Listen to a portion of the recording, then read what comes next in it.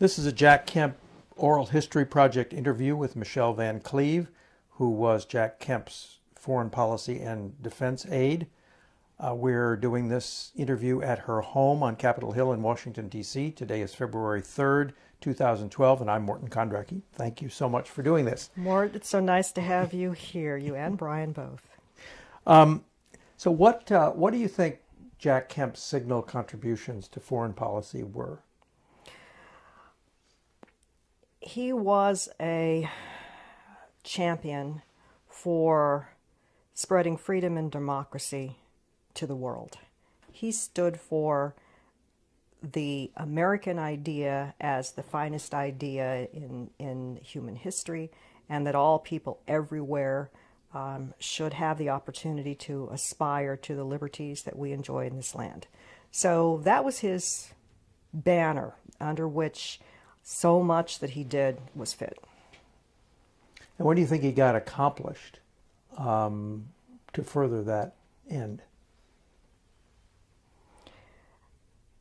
I think that he ended up being an important asset for President Reagan to bring to fruition the objectives of the Reagan Revolution as they pertain to national security and foreign policy. He's so well known for the work that he did on the economic side of the ledger, but in fact, if you look at the record, most of his major committee assignments and his political assignments at the convention in 80 and 84 were in the defense and foreign policy arena.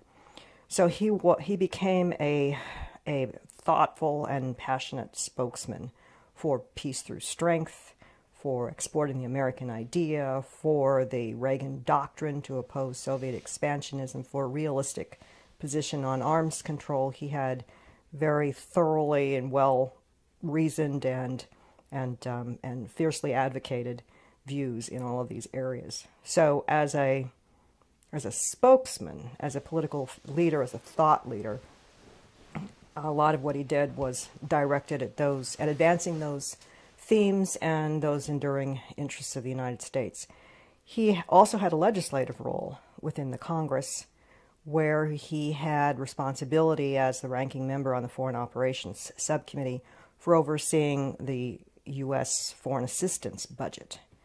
And that subcommittee became and remains to this day the leading forum within the House for debating and discussing foreign policy issues. And you would say, well, isn't that really the Foreign Affairs Committee? I mean, that is their job, that is their jurisdiction, and that is very true, except for the fact that we haven't had a foreign authorization bill since '85. That was the last one, and there were precious few, before that in the '80s. '85 may have been the only one we had back then.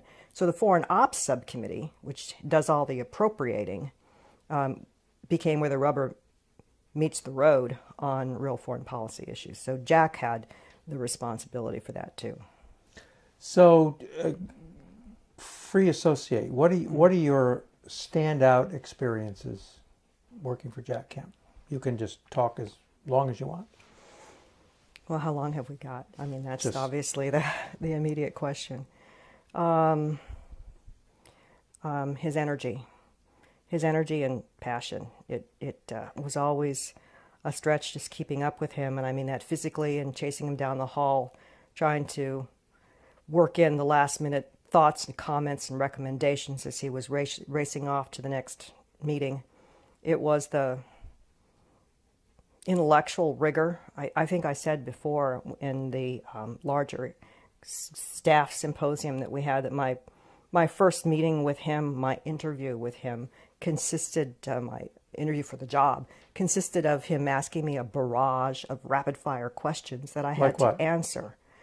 Like, what should we be doing about the SALT II agreement? And what do you think about Zavimbi? And what position should we be taking on the Salvadoran military assistance? And what about the expansion of NATO? And what are your views on Israel? And he would ask bam, bam, bam, bam, bam, and give me, a moment or two to answer before going on to the next one. So being able to be quick and and also comprehensive in your knowledge and interest and understanding was important to him, because he was always moving from one thing to the next. And he had to have staff that would be willing to keep up with him. So that was always a stretch, keeping up with him. How long did that first interview last? I don't know. It was less than half an hour. And you covered the world. Yes, we covered the world. It was on, and I went back and checked the record on this, it was on Lincoln's birthday, February 12th of 1981. And you obviously passed muster, but what did he say to you about hiring you? I think, I don't remember. Honestly, I don't remember whether he offered me the job on the spot. I don't think so, because then I would have been pressed to answer him on the spot, and I had other job offers also on the Hill. And I remember that I had one from him, I had one from the Judiciary Committee in the Senate, and those were the two that I was most interested in, and I ended up consulting with friends before deciding and calling Jack back and saying yes, and it was the best decision I've ever made. And why did you decide on him? Because he was such an important leader within the Republican Party. He was a force. He was going to be a place where he was going to be someone who would make things happen. And I was in Washington, D.C. because I was very cause-oriented on national security issues. I had come here with the Reagan campaign. I deeply believed in what President Reagan wanted to accomplish. And Jack was an ideal fit for me. And I think that I didn't realize how ideal a fit until after I'd been in the job for a while, but I came to believe that I had the best job on Capitol Hill ever for anyone in the national security business. Why? Because he was in the leadership. What we did was significant to the Republicans throughout the House. He was the chairman of the Republican Conference. So I was able to do a lot of work more broadly for all the Republicans in the House. I was able to work for him and on the issues of the Foreign Operations Subcommittee and the Budget Committee, which were his two major assignments. So substantively, digging into the substance of all of that, it was a rich opportunity for learning for me, for really doing good, and dealing with all kinds of different people across this Washington community and into the hinterlands of Buffalo. I shouldn't call the hinterlands of Buffalo, but to this day I've never been there. I'm sad to say. But also it was that he was someone who was a national figure, and it was important. The work we did for him was important because he was a spokesman that engendered a lot of public following and interest. And I always felt that the most important thing I could ever do for him in this, rapid fire response that he always wanted was to be honest when I didn't know the answer. And I always felt that it was important to say, Jack, I don't know. I'll find out. And I learned that very quickly, that he was relying on me, that he came to trust me a great deal. So I had to be sure that when I gave him information that he wasn't going to walk out the door and say something where that wouldn't be right, or it was unfounded, or it was mistaken, and it would be my fault. And that would have repercussions beyond my own personal stake in it. This was Jack Kemp. This was Jack Kemp speaking. So as a staffer, I felt a huge obligation to get things right. Sounds like a lot of work. It was great fun and a lot of work, yes. So the day was how long? Jack did not get in early, thankfully, because I'm not an early person either. So except when we had conferences in the morning, Republican conference meetings were at 8 a.m. So if you had to be in for a conference, that was an early start. But going late, we would go late like gangbusters all the time. If the House is in session, it's a standard rule that if your issues are on the floor, those are the ones being debated, then you stick around. And in your issues, this meant if anything in foreign policy or defense related was being debated on the floor, whether or not Jack was personally engaged in the debate in the evening, I still had to stick around.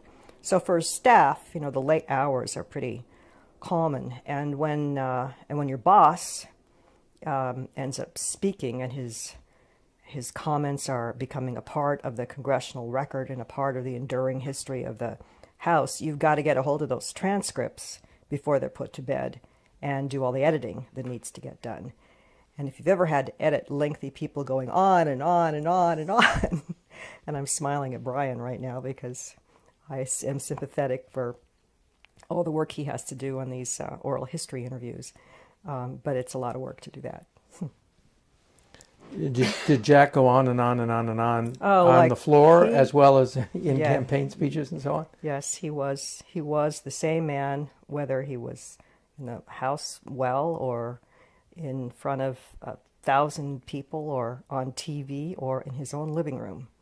I think that his exuberance was something that became a way in which he expressed himself.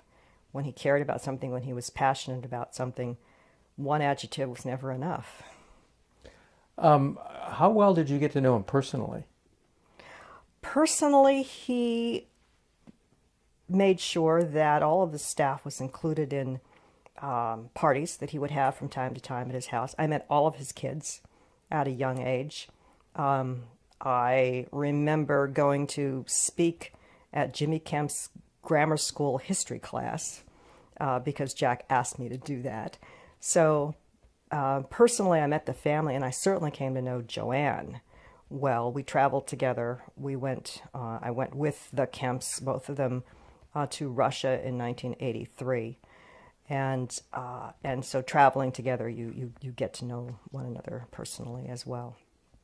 So while I was working for him, I knew a little bit and came to know a little bit about his family. But it was later, after leaving his staff and over the years, that that I kept in touch with him professionally, but also personally. How are you doing? Those kinds of conversations we would have from time to time, and I always felt extremely grateful for the extent to which he supported me professionally and personally, and was always there if I needed a recommendation or an introduction to someone or whatever the case may be. Did he ever? Was he concerned about your personal happiness, your personal life, that kind of thing? Did you talk to him? No. No, he never asked questions about that. Mm. No. I'm going to pause here just. Go ahead. You talked in the staff symposium about his unbounded optimism and enthusiasm. Did you ever figure out where that came from? It seemed just a natural part of his personality that I suspect was part of the reason why he was so successful on the playing field. You know, he was a true jock in the wonderful sense of that word. He was always the man who was saying, "Yes, we can make it, we can go, we're going to go, or come on, let's come on, team." So it was just a part of who he was. At least that was my take on it. Was does he compare with Ronald Reagan? You know, the famous pony story, you know, as far as his pile sunny of manure? Yeah, I mean, is that... the pony, the sunny optimism? Yeah. Mm-hmm. Yes, I think, and as far as his political outlook, but also his outlook on life, to be optimistic, to look to our best days being ahead of us, all of that is a big part of what made him a successful politician, to be sure, but I think also successful in life. That we used to joke about it, we still do, when the staff, his former staff, that somehow, even when everything looked darkest, when all of the indicators were that we were not going to get where we needed to go, where there were problems, that Jack would always believe that it was all going to work out. And more times than not, it did. It really did. Do you remember any specific? Well, the kinds of things where there are small things, maybe not major things, but small things like events that were or were we going to be ready on time? And all these things seemed to just come together without too much. It come together in ways that you would not expect it to happen, where the odds would have been against it. I think his son Jimmy's a lot like that too. So, your duties. Did you write speeches? Yes. But I think my duties were sort of in three different baskets. My first set of duties were with respect to the Foreign Operations Subcommittee. The work of the subcommittee, looking at all the foreign assistance requests coming from the administration and reviewing them and preparing for hearings and marking up the bill and working the legislation through the subcommittee, full committee, House, conference, all of the legislative work that went around that foreign aid bill and all the continuing resolutions and all the reprogramming of money where President Reagan needed or wanted to increase military assistance to El Salvador, for instance. The administration would come in with a reprogramming request, taking money already appropriated in one area, requesting that it move to another area, and then all the mechanism of the Congress would have to be engaged to allow that to happen. So we had not only the big annual legislation, but supplemental legislations, these reprogrammings, and other measures, special measures. You knew line by line. Well, I was responsible for having reviewed line by line of all of the military and security related parts of the foreign aid legislation. Now, there was a huge amount of that foreign aid bill that was economic assistance, humanitarian assistance, development assistance, somebody else's responsibility, not mine. But I did have the defense and military assistance side of that package. So that meant dealing with the committee, dealing with all the embassies in town. And you'd get people coming in from the Zimbabwean defense minister would be in town and want to meet with Jack, or I would have to meet with him.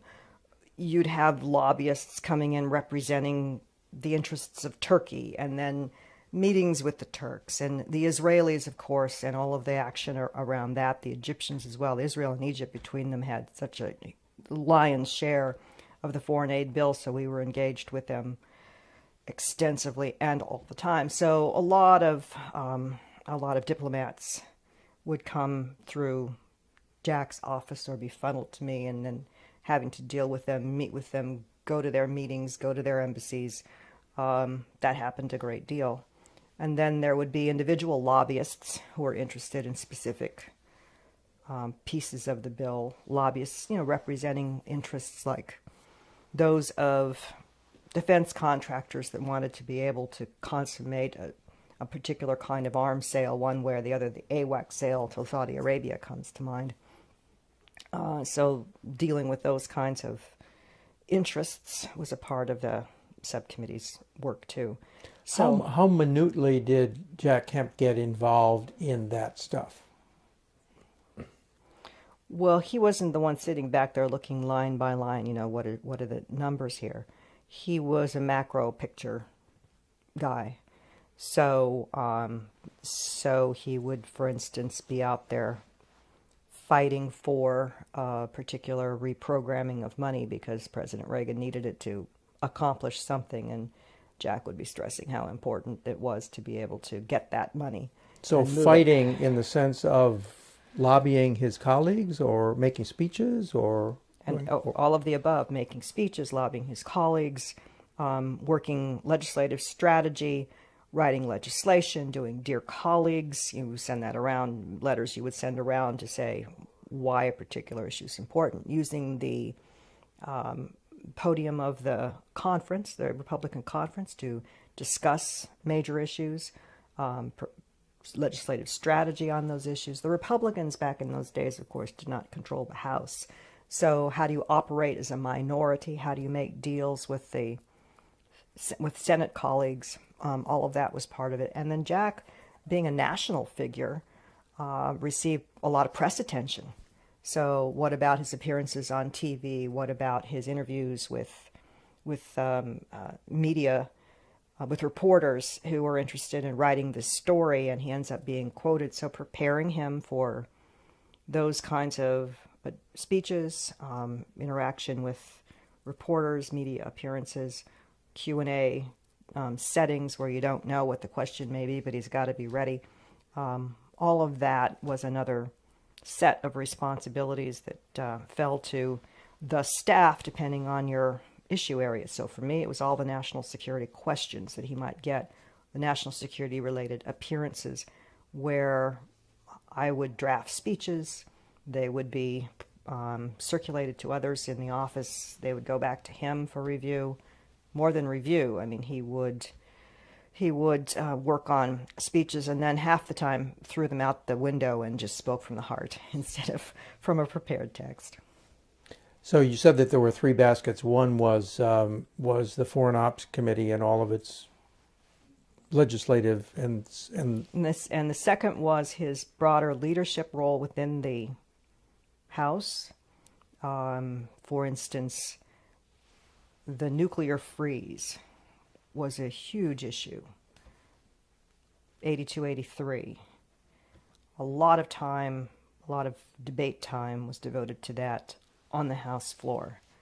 There were demonstrations and meetings one after the next. And Jack spent a fair amount of time dealing with his colleagues and providing leadership on that question.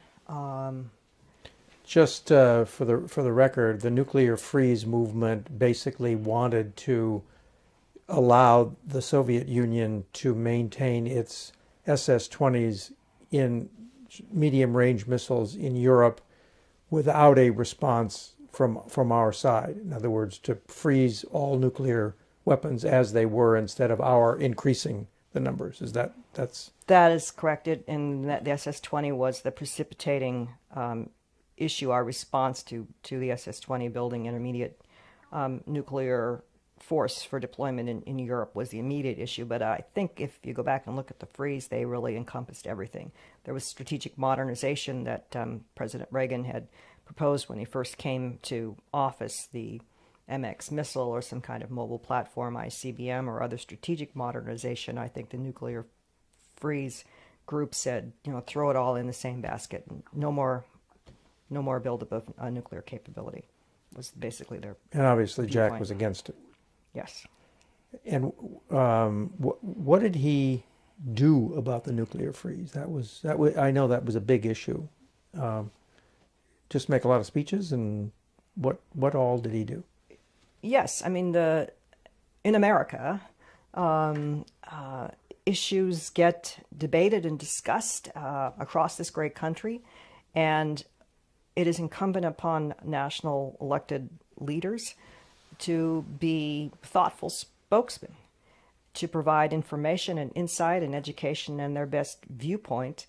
And a lot of people would look to Jack Kemp to say, well, what does Kemp think about this? It was something that was important. So if you've got a grassroots kind of movement, although it was a minority, but a vocal minority involved in the nuclear freeze, their position is, well, let's stop building nuclear weapons.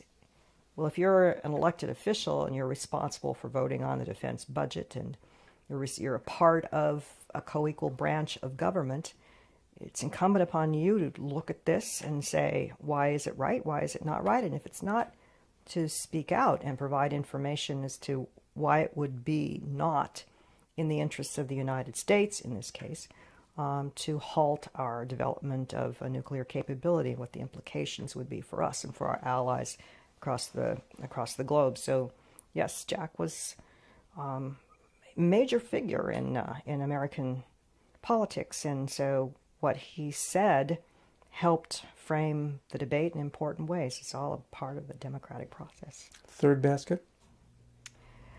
So the third basket, really, that is the third basket. I mean, his leadership in the House and interaction with, supporting him in his leadership in the House and interaction with the administration was basket 2. But basket 3 was really his larger role on the scene of American politics and thought. And he became, of course, a candidate for his party's nomination for president in connection with the '88 campaign. So here was an opportunity to be working for someone who was a presidential candidate, and went out on the campaign trail on the stump and fought for his party's nomination. David Obey, who was the chairman of the Foreign Ops Subcommittee from '85 to '87, overlapping with Jack when he was ranking, says that Jack Kemp was really not very interested in the work of the committee, that he focused in heavily on a reform of international financial institutions like the IMF, but that he was really most of the time preparing the way for the '88 campaign and was interested in national issues. What's your response to that? I think that Jack did not spend a lot of his personal time on the regional standard form hearings that the subcommittee had. When Mr. Obey became chairman, I can't remember what year that 85. was. 85, okay. By '85, Jack had been the ranking member of that subcommittee for 4 years already. And the way the routine of the subcommittee works, the major hearings would be the Secretary of State, sometimes the Secretary of Defense, sometimes the Secretary of the Treasury, talking about their different areas, the ambassador to the UN. So at that level, when you had cabinet level people show for the hearings, Jack was always there as the ranking member. But then the subcommittee would also invite in all the assistant secretaries for the different regional areas, and so they would speak to the specific foreign aid issues within their region, and sometimes we would have representatives from the Defense Department also at the regional level. The head of the Defense Security Assistance Agency would come talk about his agency. And when those sort of, I'll call them second tier hearings would happen, Jack would always appear for the opening gavel, but he may not stick around for the whole of the hearing. So Mr. Obey, being the chairman, he couldn't leave until the last word was said. And sometimes, I have to confess, these things could put you to sleep. They could put you to sleep. And no, Jack didn't stick around for all of that. So Mr. Obey is right from that perspective, that he wasn't hanging on every word of the hearings of the subcommittee. That's true. Obey was on the committee, though, all the way through, wasn't he? He was, yes. Yes. Would Jack be on the floor during debate on a foreign ops bill, the foreign aid bill? Oh, absolutely. And he was responsible for managing the legislation when it was on the floor. So he would be there the whole time for something like that. And the story on Obey was that he never allowed a Republican alternative bill to reach the floor. Was that an issue between Jack and Obey? I think it was, although my recollection is probably not as sharp as others might be on that. I remember Obey more because he was an outspoken advocate of a liberal point of view on a whole range of issues, and so he was a good debater with Jack on a lot of different things. How did they get along personally? I don't think that they were close personally, but I don't think that they were enemies either. I don't know who would be considered a Jack Kemp enemy. It's an odd thought. Did Jack have contempt or low regard for any of his adversaries? I mean, there were some pretty dovey people around in those days who sometimes sounded as if they were, hostile to the whole of the United States, not just Reagan. Jack's response to someone like that would be to be more forceful in trying to recruit them. As a matter of fact, from a staff position, it drove me crazy. because he was spending a lot of time trying to engage with people where my attitude would have been, forget about them. Let's go do something else. But his attitude was always that it was possible to reach anyone on anything when you knew you were right, if you could only find the right way in so they would really understand what you were saying. Do you remember any specifics? I'll have to think about that. I have to remember the specifics. The specifics are hard to recall. Did he go on Codels with Obi? Obi couldn't remember ever being on a... No.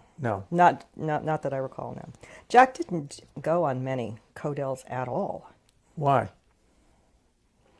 I think that when he traveled to, which was itself not that frequent, he traveled for his own purposes rather than as part of a group. By himself? By himself, with staff, with someone else that he might invite to go with him. But for a purpose that he would have decided he needs to go somewhere to see someone, and he would go do that. The Codel model is much more of a broad fact-finding kind of trip where the whole of the subcommittee goes, for example, goes off to visit with, you name it. It's more of a routine kind of trip. Jack's travels were rarely routine. It was purposeful. So how often would he travel? He was traveling all the time, but whether it was abroad. No, I mean abroad. Yeah. Many of his trips abroad, there were several a year. Okay, first of all, several a year. Most of them I would not have gone with him because most of them would have been economic in orientation. So he would go to Japan for reasons of Asia trade issues, for example. If that were to happen, I would not go along. I can count the trips that I went on with him, and they were all national security related. Count them. Yeah. In 83, we went to Russia. It was then the Soviet Union. It was Jack's first trip to the Soviet Union ever. Joanne came along, as did Senator Armstrong and his wife. And I remember we got to Moscow, and we'd been there probably less than 24 hours when Jack turned to me and said, "How long do we really need to stay here?" Because I think he found the place oppressive, and it was. Back then, Andropov was the head of the Soviet Union. Jack did not meet Andropov, but did have meetings with head of Gosplan, which is their bank, for instance.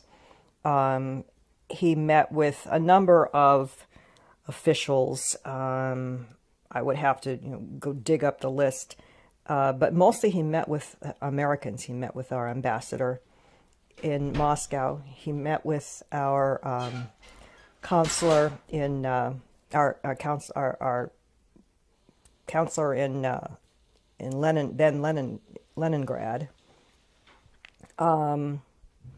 So he had a lot of meetings also with Soviet Jewry representatives there.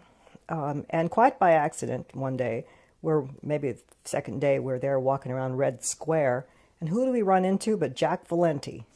So we had a conversation with Jack Valenti in the middle of Red Square, which is the first time I remember seeing him. But the interesting thing about traveling with Jack in the Soviet Union was that he treated it like being anywhere else.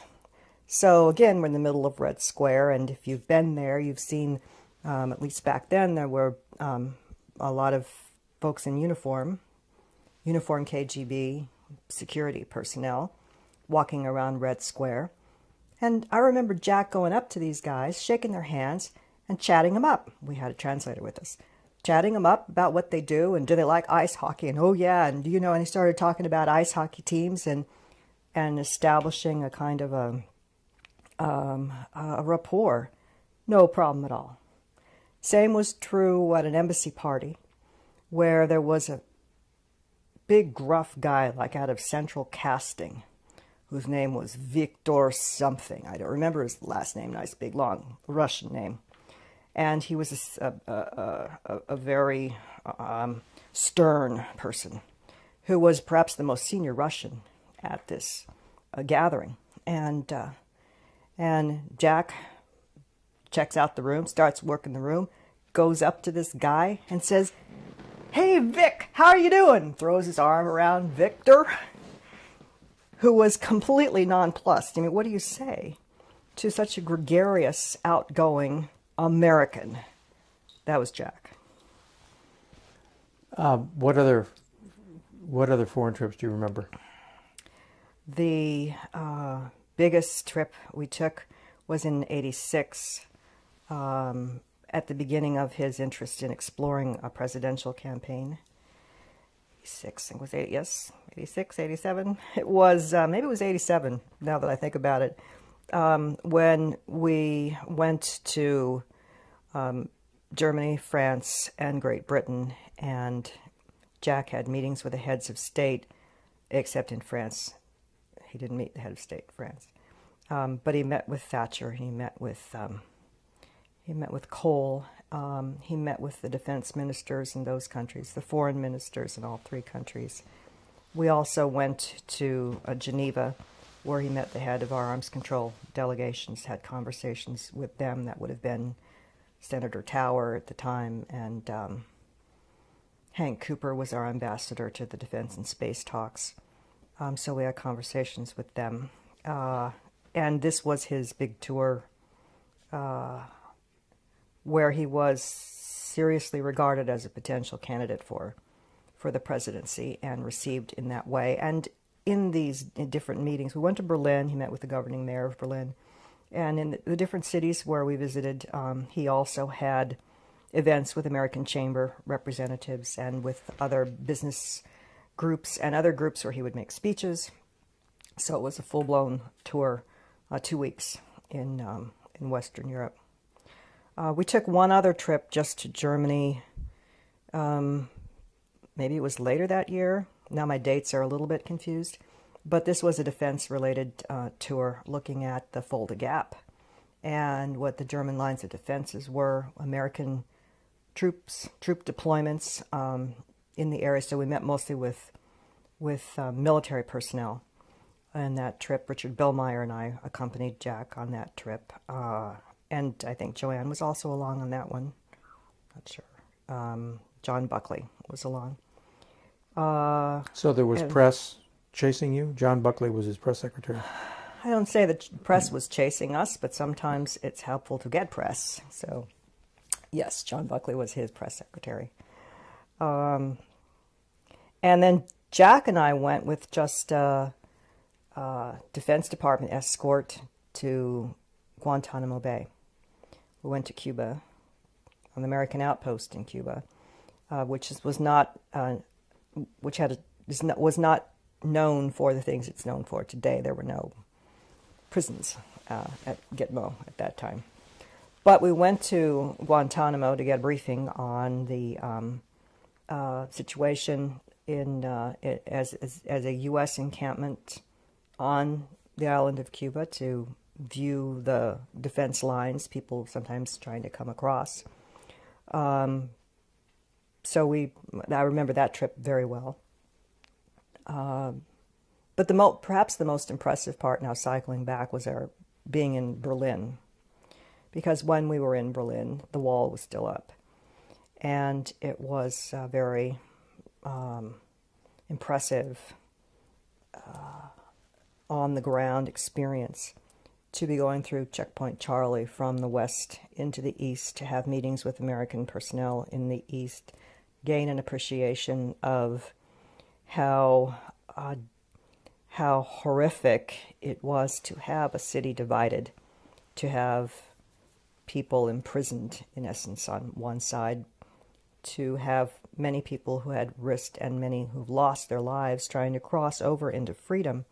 These are indelibly poignant realizations. It's one thing to know that intellectually, it's another thing to see and touch it up close. And how did he react? I think that it was something where he felt, very deeply re-energized in the positions that he was taking, that freedom needed to be on the march and to oppose Soviet imperialism and the Soviet presence in Eastern Europe.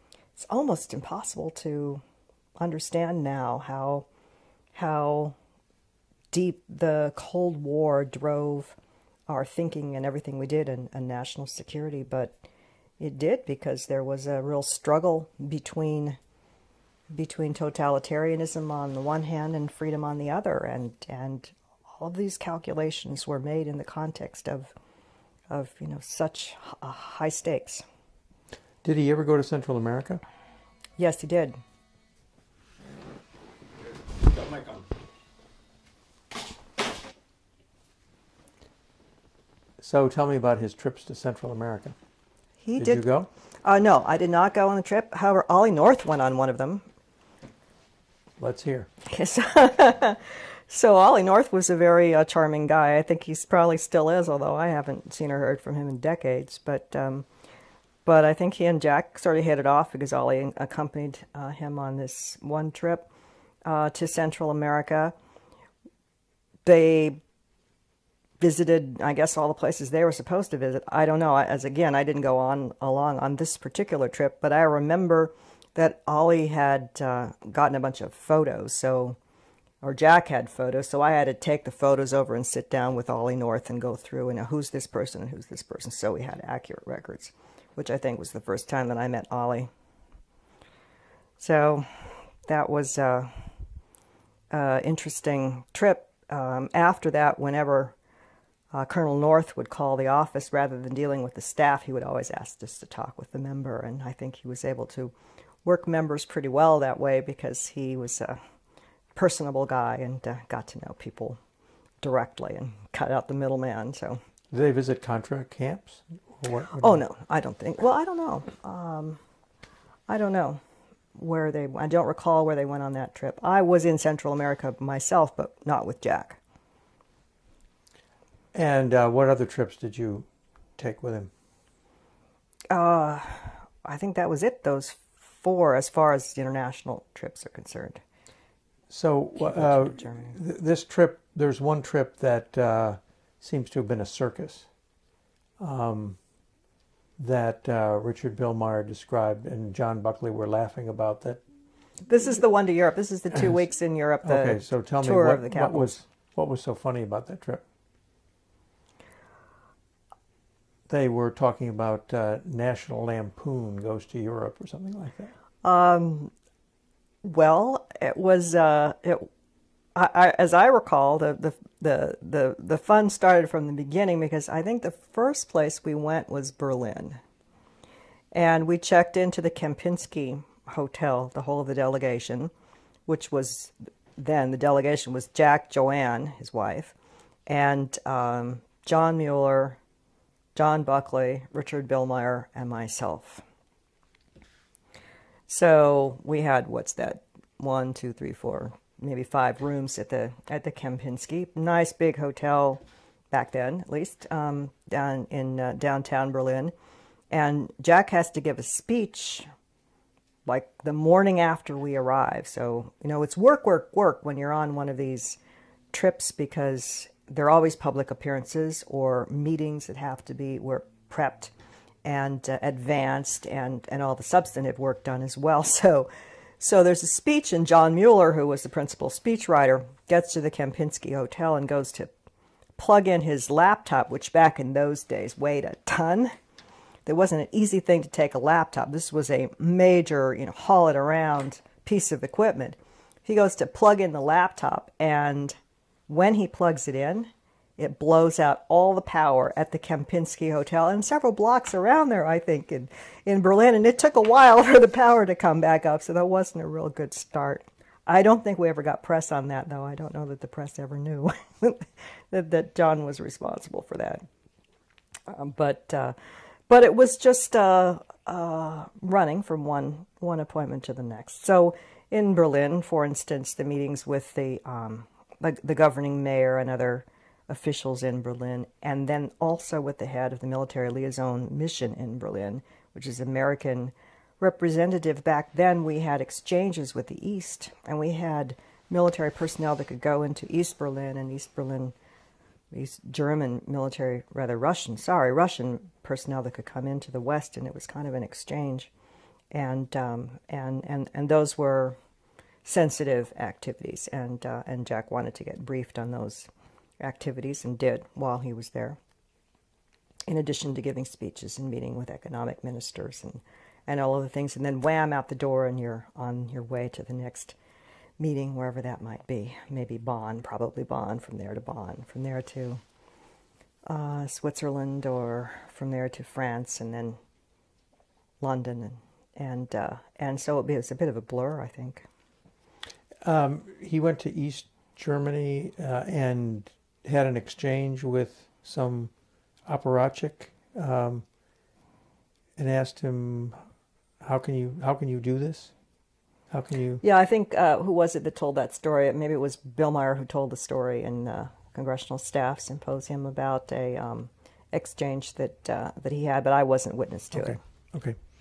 Who were Jack Kemp's principal influences on foreign policy? I mean, Jude Wanniski is clearly his big influence on economics. Were there similar people? Jeane Kirkpatrick, far and away. Jeane Kirkpatrick. He and Jeane talked all the time, and of course she was our ambassador to the UN during the Reagan administration, and he had just enormous respect for her, of course, as did President Reagan. So they talked quite a bit. He came to know and respect Richard Allen, who was the president's national security advisor. Not for long. But not for long. Yes, that's right. I mean, the know and respect continued. The National Security Service for President Reagan was Did they go short-lived. back ways, or? Politically, they had known one another for quite a long time. Dick was Governor Reagan's lead in the campaign on all national security matters, and of course, Jack was a surrogate for Governor Reagan on the campaign trail, and also headed up the defense section of the platform. So he and Dick would have worked together on those kinds of issues back then. So yeah, they'd known one another for a while. Would you describe Jack as, in present day terms, as a neocon? No, I'm not comfortable that I can give a good definition to what is a neocon, because neo implies that you had to have been something before you were a conservative, and I don't think that Jack was ever anything but conservative in his thinking and outlook, in a classic small L liberal sense, a conservative on his political philosophy. So no, I wouldn't call him a neocon. Are there many similarities between his position and the neocon position, and indeed talk with a lot of people who may be self-identified as neocons? Absolutely. No question. Irving Kristol, Doritz, Gertrude Himmelfarb, these were all people that he respected enormously, and had many opportunities to work with. We sort of know a lot about his famous meetings with his economic brain trust, but what about his foreign policy brain trust? How often would he get together with them, and what kind of meetings would he have? He didn't have a little circle of people who were his foreign policy brain trust per se, but he, as I said a minute ago, had regular conversations with Jeane Kirkpatrick. Did they go back a long way? Before? I think she came into the picture because she got involved in the Reagan campaign. So it would have been dating from there then. She was a Democrat. She'd been a Democrat. And she had been a Democrat, yes. So whether they knew one another before then, I don't know. Bill Schneider, of course, had been my predecessor on the staff, and And Bill went on to be the associate director of OMB, so he had all defense responsibilities in OMB, and then an undersecretary of state, and so he was frequently in Jack's office talking. He was a member of the Reagan administration with these responsibilities, but they engaged a great deal on issues. And I have to say, here's a little secret from the standpoint of how good staff operates. If you find people who can come in and brief the boss and give him good information and reinforce a line that you're urging him to take, then you do that as much as you possibly can. So I would frequently go into Jack and say, we really should call Bill and see what he thinks. And so we would, and he would, and that's how it. The staff looks after the boss. So you were in cahoots with Bill Schneider. Absolutely, yes, in the best way possible. To get points that the administration wanted to get across, and you would... Oh, not necessarily what the administration wanted to get across, just whatever, for the good of the order, the points might be. Because let's not forget, administrations, to include the Reagan administration, are not monoliths of viewpoint. Within the Reagan administration, as in subsequent administrations where I've been honored to serve, there are currents of opinion and conflict and cabals even of different camps arguing for different policy directions.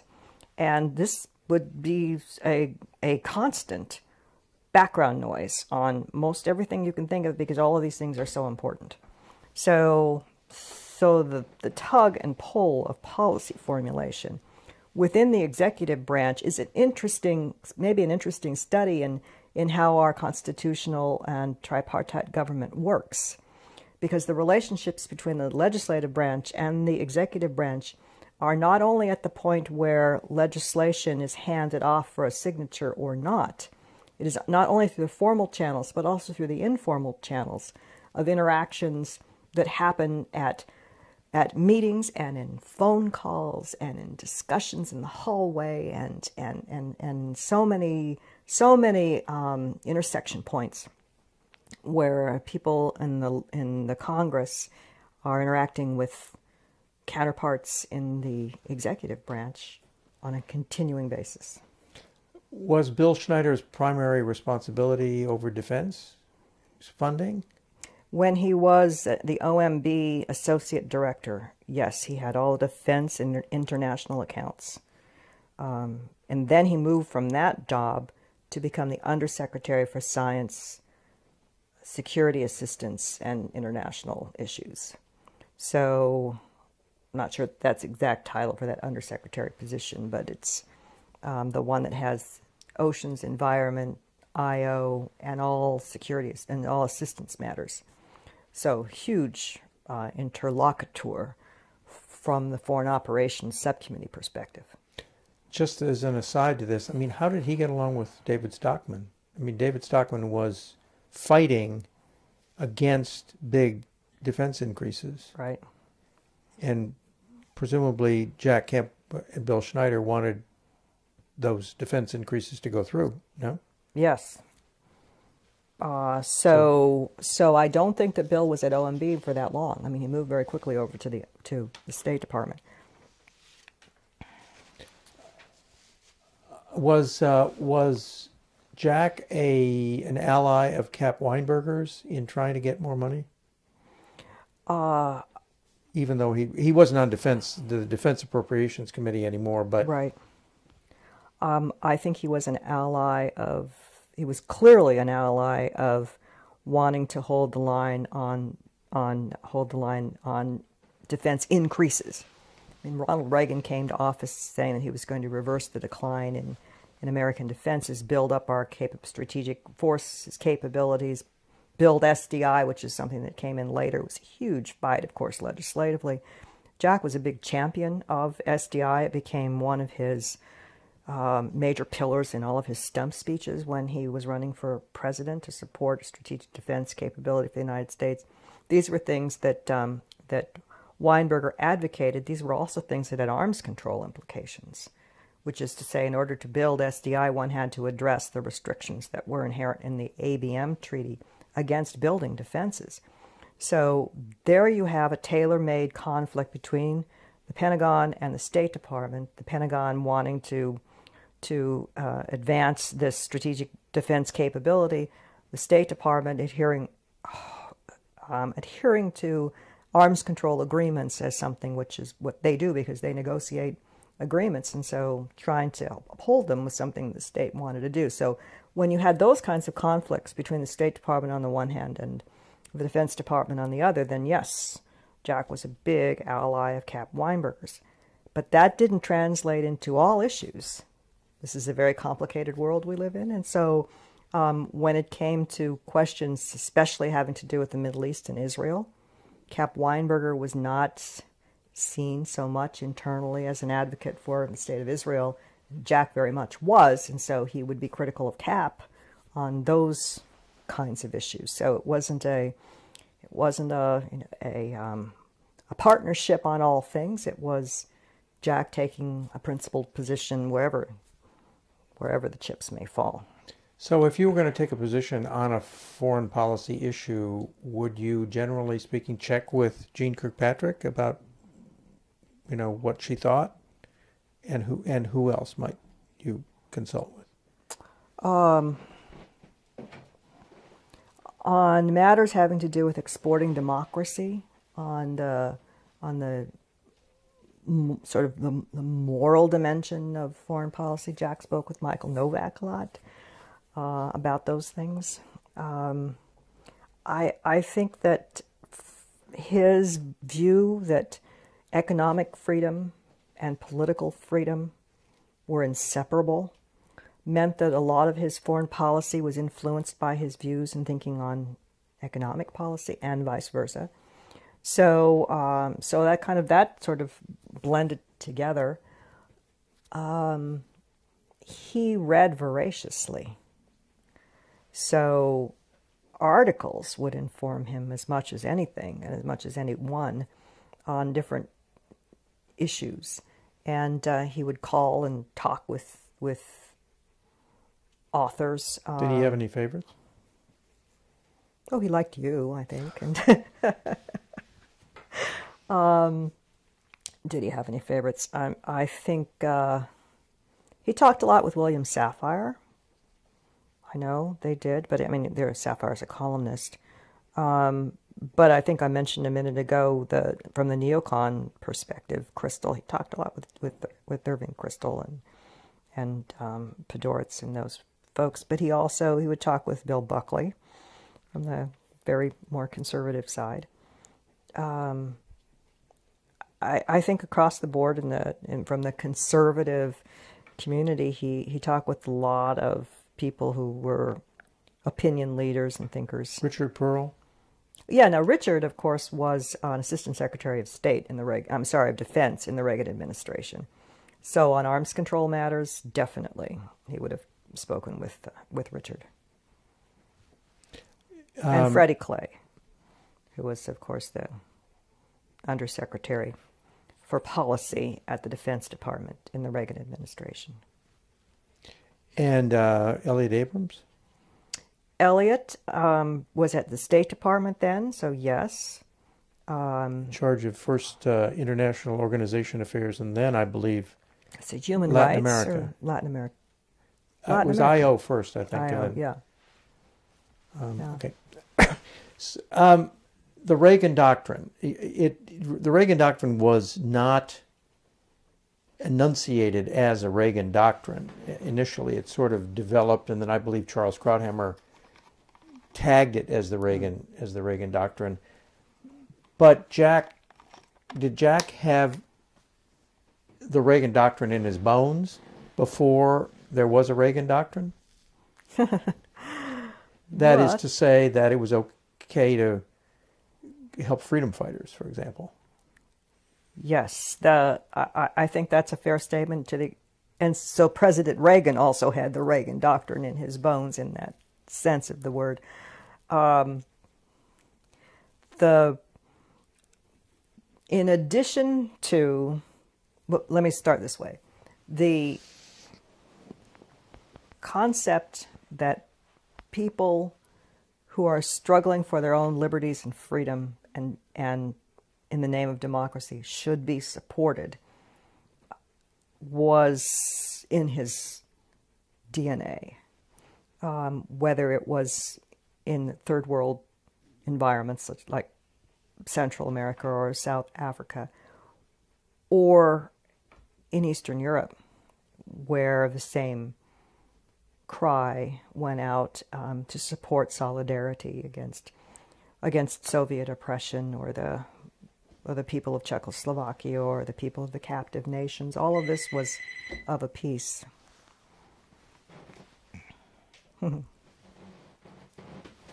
Reagan Doctrine.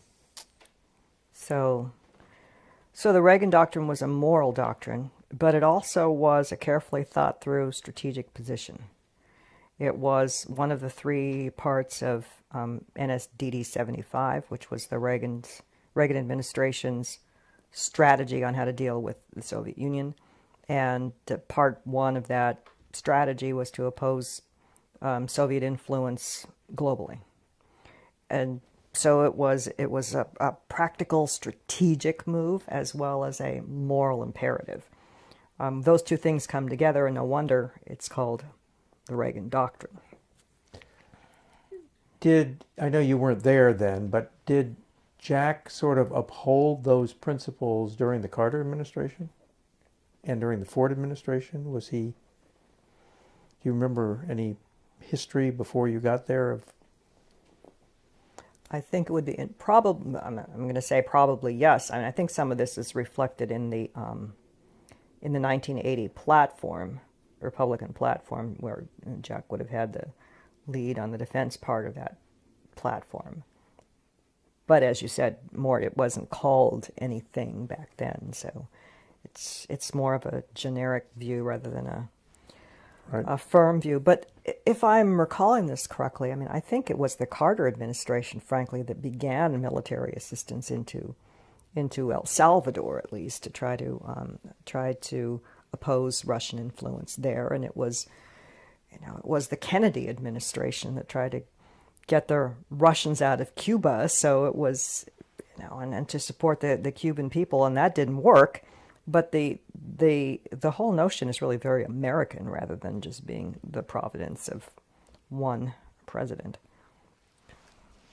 And did Jack believe, as Reagan did, that the Soviet Union could be defeated? I never heard him say that. I did hear him say once that I did hear him credit Reagan for having that vision where he himself personally did not have that vision. So I'm sorry, say that again.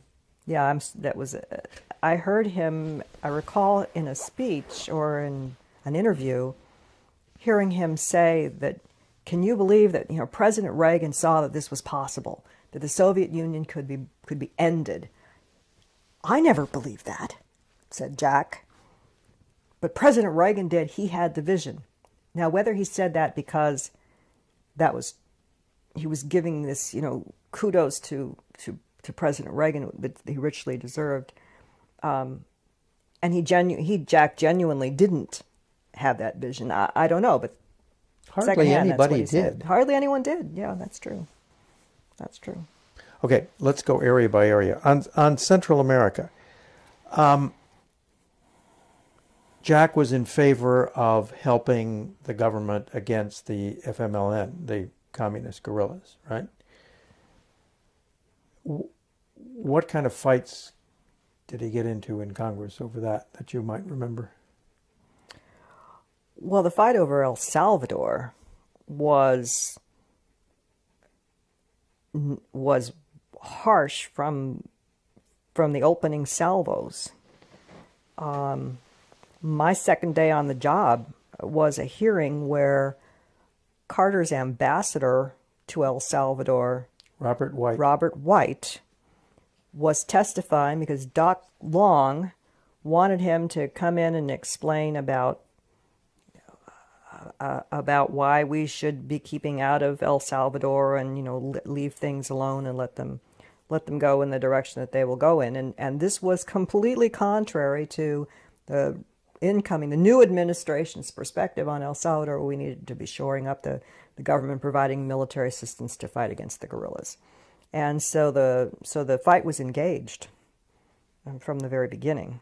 And it was very serious arguments, but in the end, even the Democrats in the House gave the new president the benefit of the doubt and supported the original tranches of military assistance going to El Salvador, as I recall. So that honeymoon period, a little bit, with a new president coming in, is a time when I think all wise presidents know they have an opportunity to do things that might be more difficult to do later on in their terms. But El Salvador was a very contentious issue, especially when the death squads were active and killed the archbishop and killed a bunch of nuns and all of that. Yes. Now, what kind of position did Jack take on all of that? Roberto Dobison, for example. Right, to condemn the violence, but not to move from proper condemnation of that to abandoning El Salvador's future. So Jack did not swerve from his support for military assistance going into El Salvador to, you know, stabilize the government in its fight against the guerrillas. There were American forces deployed in Honduras, as I recall, and to provide some kind of stabilization there, and there were refugee camps of people who were fleeing both fleeing the violence, but also looking for safe harbor. So there were humanitarian support the United States provided to the region. But to stand back from that and say, look, strategically, what is happening here is that we're seeing different movements, bad things being exploited by the other side, but movements by Cuban-backed and ultimately Russian-backed forces in Central America to try to destabilize the region and turn it against the United States and against the West, and we're not going to let that happen. That was Reagan's perspective, and that was Kemp's perspective. I mean, there was a claque in Congress that was that honored Dobison. Matter of fact, there was in 1984, he came to Washington. Faith Whittlesey, who was some sort of former ambassador to Austria. Yeah, sort of got a gang together to honor Roberto Dobison. Now, Kemp wouldn't have been part of that, would he? I don't recall that Jack was ever part of that, no. Do you remember whether he ever condemned Dobison? I don't think so. But I don't think so, no. Because Dobison was accused of death squad activity. Yes. There were accusations that were flying about a lot of different things. Do you recall whether that was ever proven one way or the other? Yeah. I mean, he was certainly never jailed for it. But, yeah. Okay, the Contras. What was Jack's relationship with the Contras, and how did he proceed on the Contras? He was obviously in favor of all the support we could channel to the Contras, and he did meet with Adolfo Calero. He was a great admirer of Adolfo Calero, who was sort of the representative, the Contras voice in Washington, D.C. Enrique Bermudez? Well, you really are testing my memory, aren't you? You know, I don't know whether he had any interaction with him. He may have. One of those things where I'd have to go back and check the files.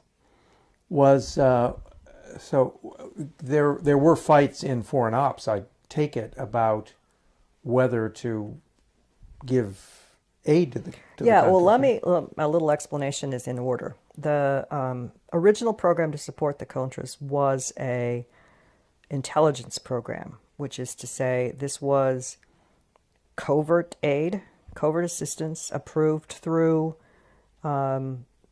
through channels that would have taken the funding through the Intelligence Committee, and the appropriations would have come through the Defense Subcommittee, not Foreign Ops, because Defense handled all intelligence-related programs. Later, when the aid became overt, when it was direct assistance, then yes, then that would have come through the Foreign Operations Subcommittee. But the secret aid, that went through the intelligence committees. We didn't. The Foreign Operations Subcommittee did not get an opportunity to review that. What happened when the Iran-Contra scandal broke? What was Jack's attitude? Jack publicly criticized the decision to sell, I guess it was selling arms to Iran, and also the extra legal, if true, extra legal funneling of money to the Contras. So at both ends, the whole of no one stood up and said, did anything that was done under Iran-Contra was done right or well? And Jack, like everybody else, was critical of that. But he also said, but it is wrong to derive from that a position that says this president is not trustworthy. He defended Reagan. And it is also wrong to say that our overall policy to support the Contras is wrong because of the mistakes that these people have made. So he tried to put it in context. He tried to put it in context of the larger strategic issues of the United States and President Reagan's record.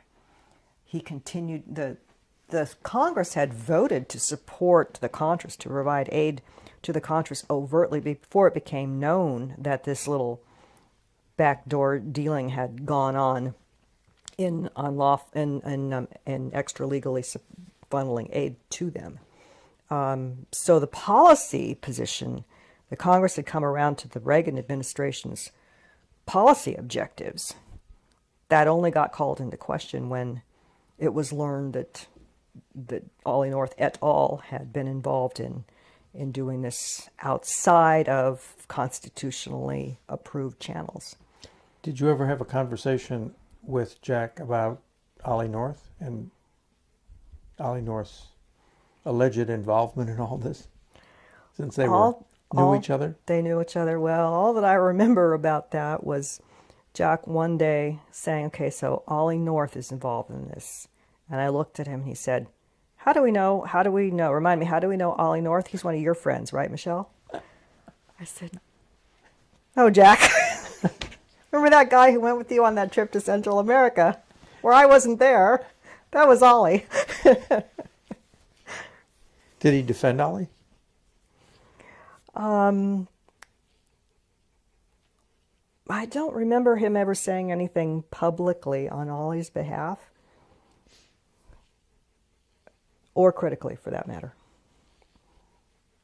Is there anything else about Central America that you remember that is There important? was a whole Kissinger Commission or something on Central America where Jack served as one of the members, and they did a full-up review. It seems to me that a tried and true approach by most any administration to deal with a difficult problem is to set up a commission. So Jack was frequently on commissions. So this one dealt with Central America. He served on that. Did you staff it? No, it had its own staff. Well, I staffed him, but the commission had its own staff. And is anything important happen in that you remember? Anything memorable? Well, here you had Kissinger coming out with recommendations that, we should continue to oppose Soviet influence in Central America, validating, in essence, the Reagan administration's approach. One more thing. In 1984, a bunch of Democrats wrote a letter to Daniel Ortega, the Dear Comandante letter, recommending opening up the political environment in Nicaragua, and got blasted for it by Newt Gingrich and Bob Walker and some others. Do you remember whether Jack took a position on that? I don't remember specifically, but if I had to place my bets, he would have been with Gingrich and Walker on it. The Dear Commandante letter. Yeah, well, it must have been. I would think he would have been involved with that more. I just don't remember. Okay. South Africa. Now, here's a case where the Reagan administration was pursuing constructive engagement.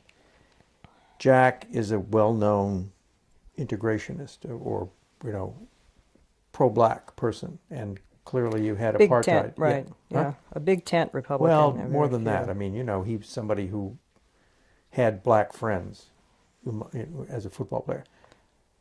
So was he conflicted about Reagan policy on South Africa? As I recall the evolution on this, he originally supported Reagan's efforts on engagement with South Africa as the better way of trying to open up the political system there. But I think he later came around on the sanctions issue and ended up supporting the sanctions. I think there was a lot of internal discussion about that. And then, if my memory serves me, which is really not that reliable on this, but I think that the Reagan administration itself came forward with an initiative on South Africa in order to forestall legislative action that would have been more extreme. That's correct. Okay. But Congress passed more extreme, what you might call more extreme legislation. Mm-hmm. Reagan vetoed it, and Congress overrode the veto in 1986. Do you know how Jack voted on that? I would have to go back and check, but I suspect that he may have voted to override the veto. He may have been on. I'd have to go check. That's an important question, but I don't recall. Because he denounced U.S. contacts with the ANC, the African National Congress. Oh, yes. And called the ANC a terrorist organization. Yes, and then he denounced George Shultz for meeting with Tambo, right, from Angola. Was that Angola? No, ANC. That's right. He was ANC, yeah ANC. He denounced Schultz for doing that, as Schultz undermining the president's work on South Africa by meeting with this. So anytime there was if it's going to be communist involvement, that's pretty clear. Jack would never have approved engagement with the ANC on anything because they had a pro-Soviet agenda, not in U.S. interests.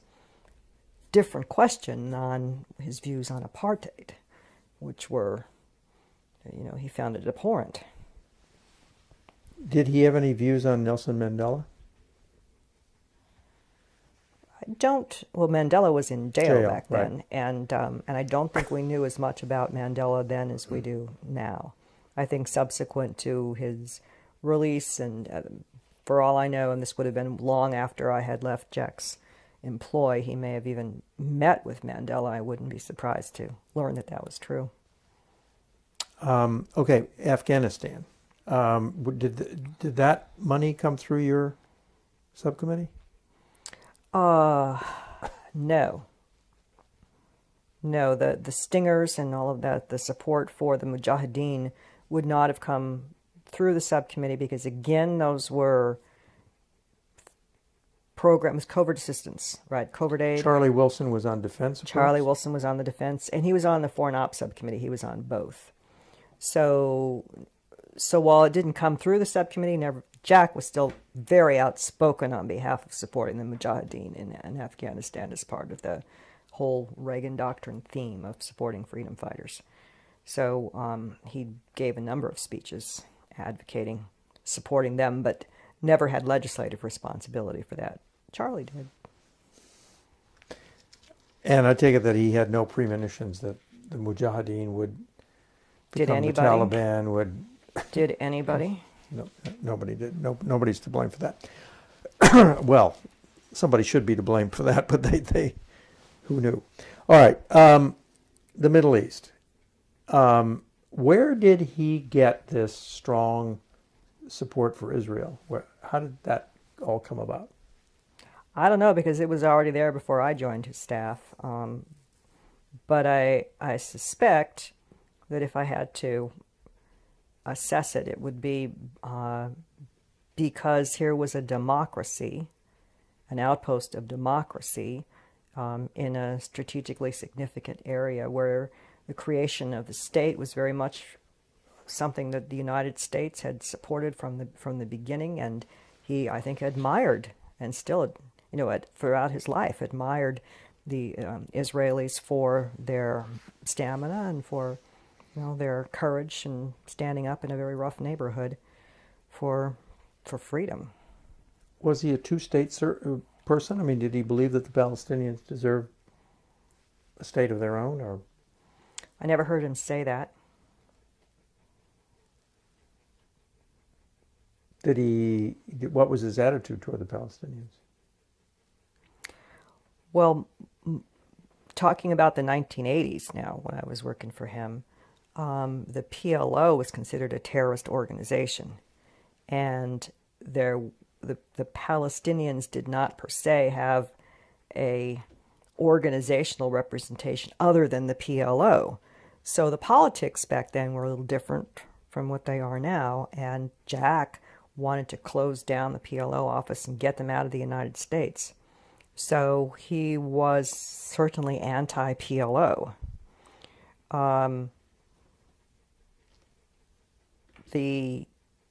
Beyond that, there really wasn't a quote, a position on the Palestinians, quote unquote. He supported Israel living within safe and secure borders, which meant that he wasn't out there advocating to create a Palestinian state, because it's almost impossible with the geography to draw a Palestinian state that leaves the state of Israel with safe and secure borders. And that's been the conundrum since the partition in 1947. Reagan, quite early in the administration, called for a freeze on Israeli settlements of the West Bank. Remember Jack taking any position on that?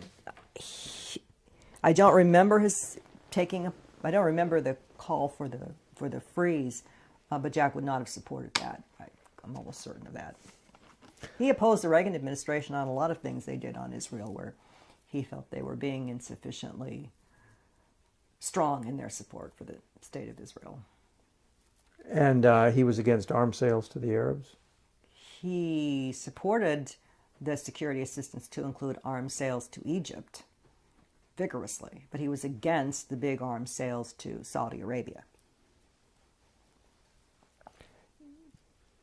He had a close relationship with Bibi Netanyahu? Yes. Tell me the history on that.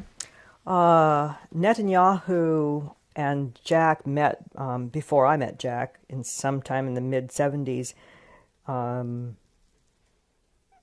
Bibi Netanyahu's brother had led the raid on Entebbe, Yonatan Netanyahu, and Bibi headed up an outfit called the Jonathan Institute, I think it was called, named after his brother, that was sort of a think tank effort looking at how to fight terrorism. And I think that Jack first met Netanyahu when he went to speak at an event hosted by this institute. Then in Israel or here? I think I was in Israel. Then in the early 80s, like right away in 80, 81, Netanyahu was the DCM, I believe, the Israeli DCM, Deputy Chief of Mission, here in Washington, and then later became the Israeli ambassador to the UN. So Jack had routine interaction with him as part of his foreign operations work, but also as part of his larger interest in U.S. defense and foreign policy issues. And they became friends. Yeah. Was Bibi his best Israeli friend, would you say? Oh my gosh, I don't know. He had a lot of Israeli friends. Bibi was certainly among them, though. And how often did he go to Israel while you worked for him? I went with him on one trip. There's a trip I forgot. Yes, tell me about it. He went other times without me, but the one trip that I went on was with him was in, I think it was 86, 87. It was the rollout of the Levi, which was the Israeli fighter aircraft. And Jack was the only American asked to speak at this rollout. And he was long in his remarks. He talked for a very long time at the rollout. But he had been an advocate of providing the military sales support to Israel so that they could build the Levi. And I believe there was a fair amount of back and forth with Weinberger's representatives, other members of the Reagan administration, because Jack was eager to give the Israelis the support that they needed to go forward with this indigenous fighter.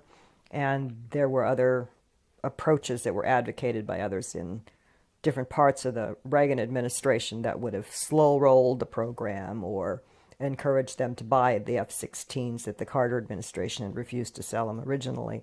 So there were differences of opinion, and Jack was very much, his advocacy became important to actually getting the program off the ground. Did he have a relationship with Yitzhak Rabin? Yes. Yes, Rabin was into... He visited Rabin. Rabin was in to see him, but the relationship was one of professional rather than personal. Now let me caveat this. My presence in meetings or discussions would have all been at the professional level. Now, whether Jack's having dinner and going off to social events, as I'm certain he was with so many people, I would not have been a part of that. So it's hard for me to gauge where the professional and the social may meet. But in the case of Rabin, he was in the office on a number of occasions and had conversations because he was, the defense minister for a while, right? Before he was prime minister, right? I'm trying to recall. Yeah, he'd been ambassador here. Ambassador, that was it. Right. But Moshe Aarons also. So Aarons had been ambassador here, and Jack had a lot of interaction with him as ambassador, and then Aarons went off to be the defense minister, so the conversation continued. Also true on the economic side of the ledger of Israeli government officials. But you knew that Bibi was a personal friend. Yes. And a buddy. Yes. Were they buddies? I don't know if they were palling around together much, because as I recall back then, Netanyahu was considered one of the most eligible bachelors in the Washington, D.C. arena, and that was not Jack's scene. So I don't know that they were buddies in that sense. Okay, the Lebanon involvement. Troops went in, troops came out, troops went back in, then 241 Marines were blown up. Yes. What was Jack's position on all of that? Weinberger wanted us out, Schultz wanted us in. How did Jack come down on that? Lebanon was being exploited by the PLO. Well, the PLO, the Syrians, terrorists, as a staging ground for attacks against Israel, but also to destabilize the Lebanese government, and it was a real cauldron. And Jack supported U.S. presence in Lebanon to try to stabilize the situation. But you'll recall the Israelis had also moved into Lebanon, and there were tensions and real problems as between the U.S. military presence and the Israeli military presence in Lebanon. So I do remember one major issue that Jack had in contention with the Reagan administration, and that was that that there were I don't know if it was actually shooting incidents, but certainly confrontations between IDF forces and American Marines and others in Lebanon. And Jack proposed that there be a exchange of formal liaison between the two militaries in Lebanon. And the Reagan administration, Weinberger, refused to do that, and the reason was that the United States did not recognize Israel's presence in Lebanon as being anything other than an occupying force, an invading force. They weren't there to stabilize from a diplomatic perspective. They were there, they shouldn't be there, they should leave. So the Reagan administration did not establish a liaison relationship, and as Jack saw, this contributed to this kind of confrontation. So, I mean, this was another example, perhaps of many, where he was taking a different view than President Reagan. Did he feel allied with Schultz at all? I mean, considering the later developments, things here, this is a case where Weinberger had a position which was opposite to Jack's, and he was taking a position that was basically Schultz agreed with. I don't know that Schultz agreed that we should have a liaison. Well, I don't know about the liaison, Yeah. but our presence there. Yeah. Schultz was in favor of. Yeah, that's interesting. I mean, Weinberger and Schultz were always at each other's throats, yes. as I get it. So, yes. So did Jack pick issue by issue? Is that basically the... Well, I guess that, from the inside of the Congress looking out to the administration, it wasn't as though we were choosing sides or that he was choosing sides, but rather he was stating what he thought was right, and he wasn't keeping score on whether he agreed more with one cabinet secretary or another cabinet secretary. One of the interesting hallmarks of the Reagan administration, and now I'm thinking about this since I've served in subsequent administrations in the Bush 41. I served under President Reagan in Bush 41 and in George W. Bush's administration. That inside the administration, in interagency discussions, in the Reagan administration, policy conversations always came back to the question of the Reagan viewpoint, the president's philosophy. One could argue about how does this fit with the president's position on so many other things, because what Reagan stood for in foreign and defense policy was rather well developed as far as a philosophical foundation was concerned. Not necessarily true in subsequent administrations, but certainly true in the Reagan administration, a distinctive part of the Reagan administration. Well, Jack was a firm believer in the principal philosophical tenets of the Reagan Revolution and what all of that meant coming in 1980, and where the administration positions might wax and wane depending upon internal debates and so forth. If you're standing outside of it, if you're in the Congress, you almost have the luxury of being able to say, no, we're sticking firm to our principles. And if it veers to the left or veers to the right, we're going to, this member of Congress, I will stand up for my principles, for what I believe. And Jack always did that. So he would be critical of the Reagan administration frequently, where he saw it diverging from where he thought the right endpoint should be. Did Jack Kemp ever have any self-doubt about or trouble deciding where he stood on foreign policy issue?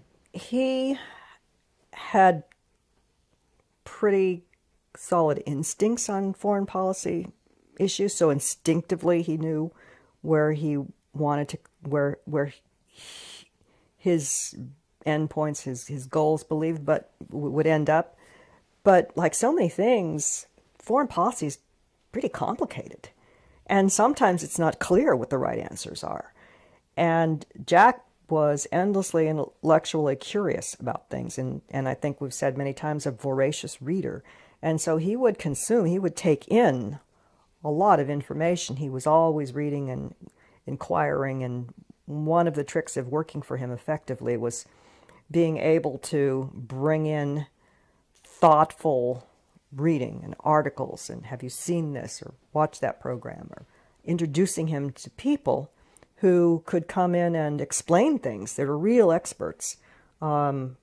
His calendar, as I'm sure you've spoken with Sharon, his confidential assistant for so many years, his calendar was always chock-block, morning till night, with meetings, and it was, one subject to the next. And so getting people on his calendar was a way of introducing issues and getting him engaged and thinking about things. So it wasn't as though the answers were pre-cooked, but if you've got a solid philosophical position and you know where you want to end up, to the betterment of freedom, what advances freedom and democracy in the world, if that is sort of generically the big picture, then did you get to sit in on these when foreign visitors came, or for the foreign most policy part, yes. experts? Yes.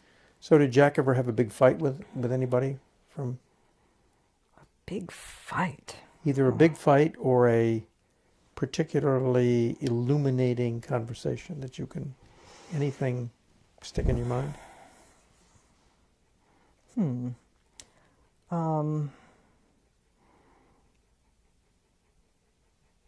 I remember,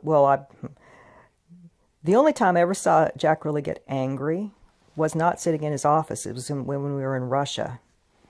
And we were in Moscow, and we were in a meeting with this guy who was the head of the Gosplan. And he was an old-style Soviet. And through the interpreter, he was issuing a lot of propaganda at one point where he ended up coming close to comparing Ronald Reagan to Adolf Hitler. At that point, I thought Jack was going to get up and punch him. Walk out the room. He got very angry. He got very agitated, as he should have. You don't just sit there and listen to that. What did he say? Yeah, it wasn't the how dare you kind of thing. It was more substantive than that in his response, because this fellow was not being serious. He was just working off some old talking points that he should have shelved a long time ago, but maybe he wasn't used to dealing with American visitors. Entirely possible. So I did see him get angry then, but sitting in his office, the people who would come in and out of his office, again, it was constant. I know I never saw him lose his temper at anyone that I can recall. To get agitated, yes. To get impassioned, yes. But to lose his temper, no. He and I had arguments. I had arguments with him. The guy argues a lot. But what did you argue with him about that you remember? We occasionally argued about policy things, but not very often. That was one of the nice things, fabulous things about working for him, that we agreed on 99% of everything that came forward to him, and on the 1%, he's the boss. Dave Smick, in our interview with him, said that this tendency of Jack's to give the same assignment to different people was a kind of a control mechanism and bespoke some sort of insecurity on Jack's part. What do you think about that? I think that Jack was the least insecure person, perhaps, that I've ever met.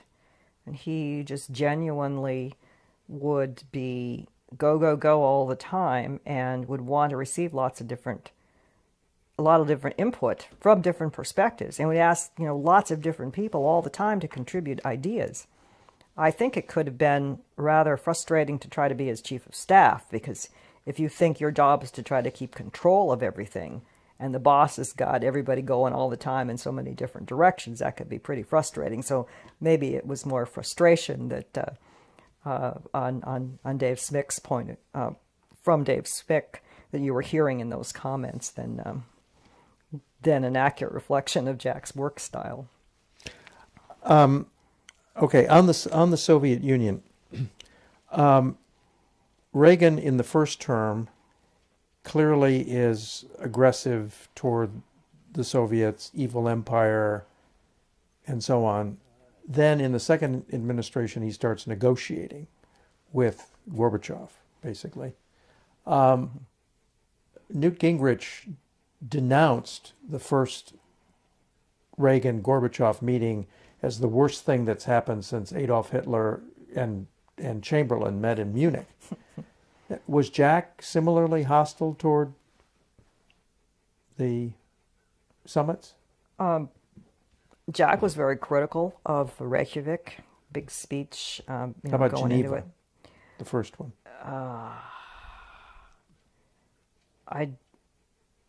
I don't remember specifically what he said about Geneva, but I do know that there was a sort of a change or an evolution from the first Reagan term to the second Reagan term.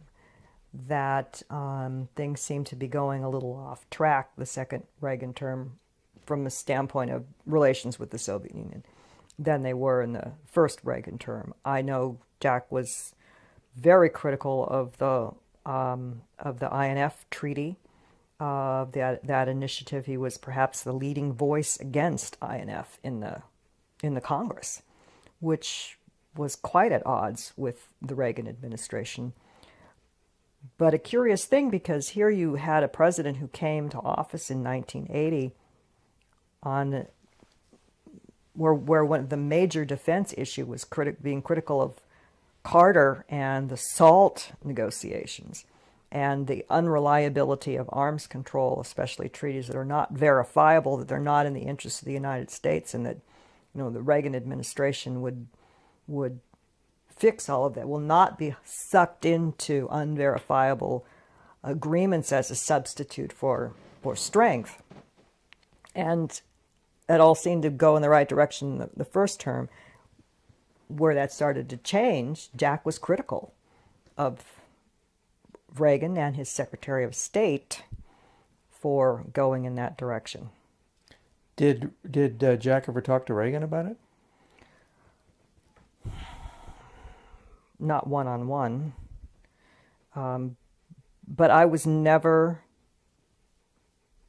present in his meetings with President Reagan. Typically, staff was not included in those meetings at the White House. But did he come back and report anything?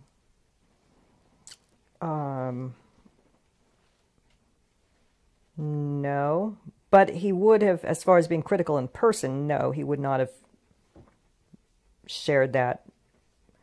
But there was plenty of criticism in writing. Lots of written letters. Dear Mr. President, I admire what you've done in X, but I'm very disturbed about Y. And that happened a lot.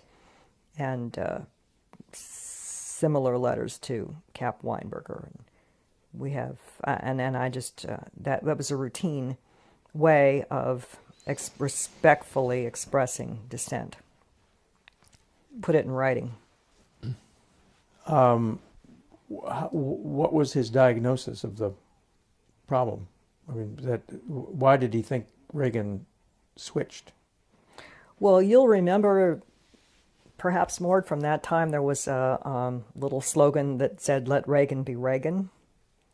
The diagnosis was that there were influential people in the administration who were leading policy down a direction that was at odds with what President Reagan represented and believed. And an administration is not a single individual. It's a lot of different forces and people and discussions and programs and influences. And so it's not always that easy to keep on the straight and narrow, as it were. Some people say it was Nancy Reagan. Did Jack have know. any views on that? I don't know. Not that he expressed to me. I mean, Reagan, in his writings, says that he really thought that Gorbachev was a different kind of guy from Brezhnev and Andropov, and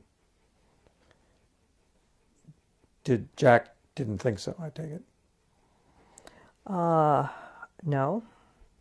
I mean, a different kind of guy. I mean, he was a different Soviet leader, but he was still a Soviet leader. In the INF treaty, which Jack opposed, was based on the zero option. That was our negotiating position. That the Soviets got the SS-20s. They were threatening Europe. We deployed the Pershing IIs on our side. Yes. And then the Soviets decided that they would negotiate what had previously not been negotiable. So, and then the treaty, as I understand it, got rid of everything with a short range and up to 5,000 kilometers or whatever it was. Zero. Right. So what was wrong with that? So think about the geography of that. You had Soviet deployments that were on mobile platforms that threatened Western Europe. There was a NATO response to build an intermediate range nuclear force that could deter the Soviet intermediate force. Then the zero option comes along.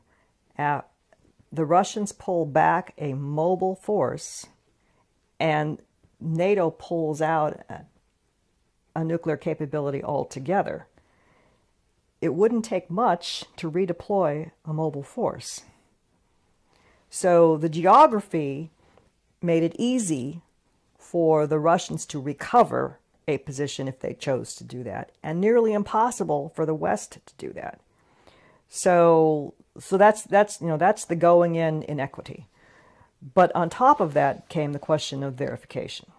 How could you be sure that the SS-20s that are supposed to be dismantled so they can't be redeployed, in fact, that happens? So all the negotiations over the verifiability of that agreement came to the forefront at a time when we had major fights within the Reagan administration about issuing a report on Soviet adherence to and violations of existing arms control agreements. So what is the strategic move? I mean, in dealing with the Soviet Union, what message are you signaling if you're signing new arms control agreements while they're violating the ones that we already have with impunity? So this was the other major theme. Why would you do that? Are you encouraging bad behavior on the Soviets' part if it's clear to them that they can get away with violating these agreements and not have to pay for it in any sense? What kind of feedback did Jack get from the administration about his objections to this stuff? I don't remember whether we had anything in writing back from the administration. I mean, the administration... No, I mean, did Bill Schneider, who was then at State Department, say they really hate you over here or anything like that? Oh, yeah, no, that I don't know. I do know that by then it was a major issue between Jack and George Shultz, but it was one of many. Richard Pearl, of course, who was supposedly, Mr. Hardliner, was in favor of the INF agreement. He was an advocate for it. And so people said, well, Richard had gone soft, which in retrospect seems a little funny.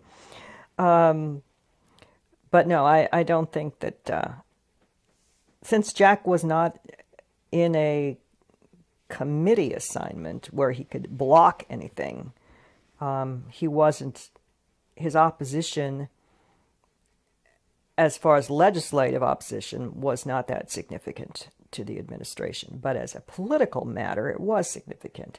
As a political matter, it was significant in the context of the 86-87 primary campaign. It became an issue. one of many issues that he talked about on the stump when he was running for the nomination. What? How did it become an issue? Was Bush defending? Yes. Bush was defending what Reagan had done. Well, yes, of course. Bush was the vice president. So this was a contentious issue in the primaries. Yeah, the larger positions on arms control and dealing with the Soviets, and Jack could point to his opposition to the INF Treaty as, part of a demonstration that he was a clear-eyed realist when it came to arms control, and that he wasn't going to look the other way when the Soviets were violating treaties. That was the line, as I recall. Right. The point, as I recall. And he had a difference with the administration over solidarity in Poland? He was an advocate of more forceful support to solidarity, but that I don't think that the Reagan administration was able to provide much in the way of open support to solidarity. I guess Jack wanted to see the president more forceful in his comments on behalf of solidarity. But again, Poland was under Soviet control, and it wasn't a matter of funneling in some kind of... I mean, this wasn't an area where the United States had much leverage, I guess, other than the moral support. How did he get involved in the Soviet Jewry issue? Yeah, there's someone who worked on his staff that you should talk to about that. I've got to get you her name. But there were a lot of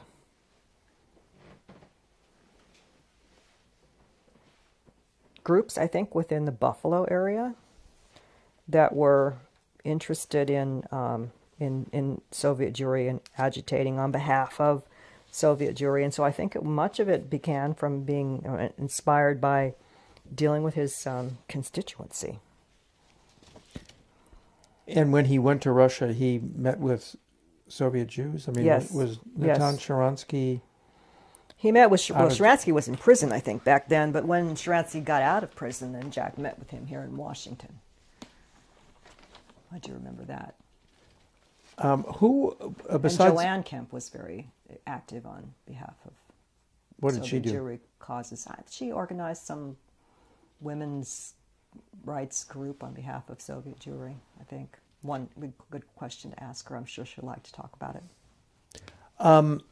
Besides Bibi Netanyahu, who would you say were his favorite foreign leaders? Margaret Thatcher. What did he have to do with her? He met with her a couple times. I mean, he just admired her enormously. Also, foreign leaders. Also, in Germany, many of the foreign leaders and with which he engaged were on international economic issues. So again, the way the staff broke out, I was not personally involved with some of those discussions. So would not have been there. But, I mean, he had his interactions with Kohl and with the Germans, with Manfred Werner. Remember Manfred Werner, who became... Defense Secretary. The Defense Secretary. Defense Minister. Yeah, Defense Minister. I know he had a fair amount of interchange with Werner. Who were Jack's principal congressional foreign policy allies? I mean, who did he... Was there a gang like the Amigos on economic policy that talked about foreign policy? I think that was more issue specific.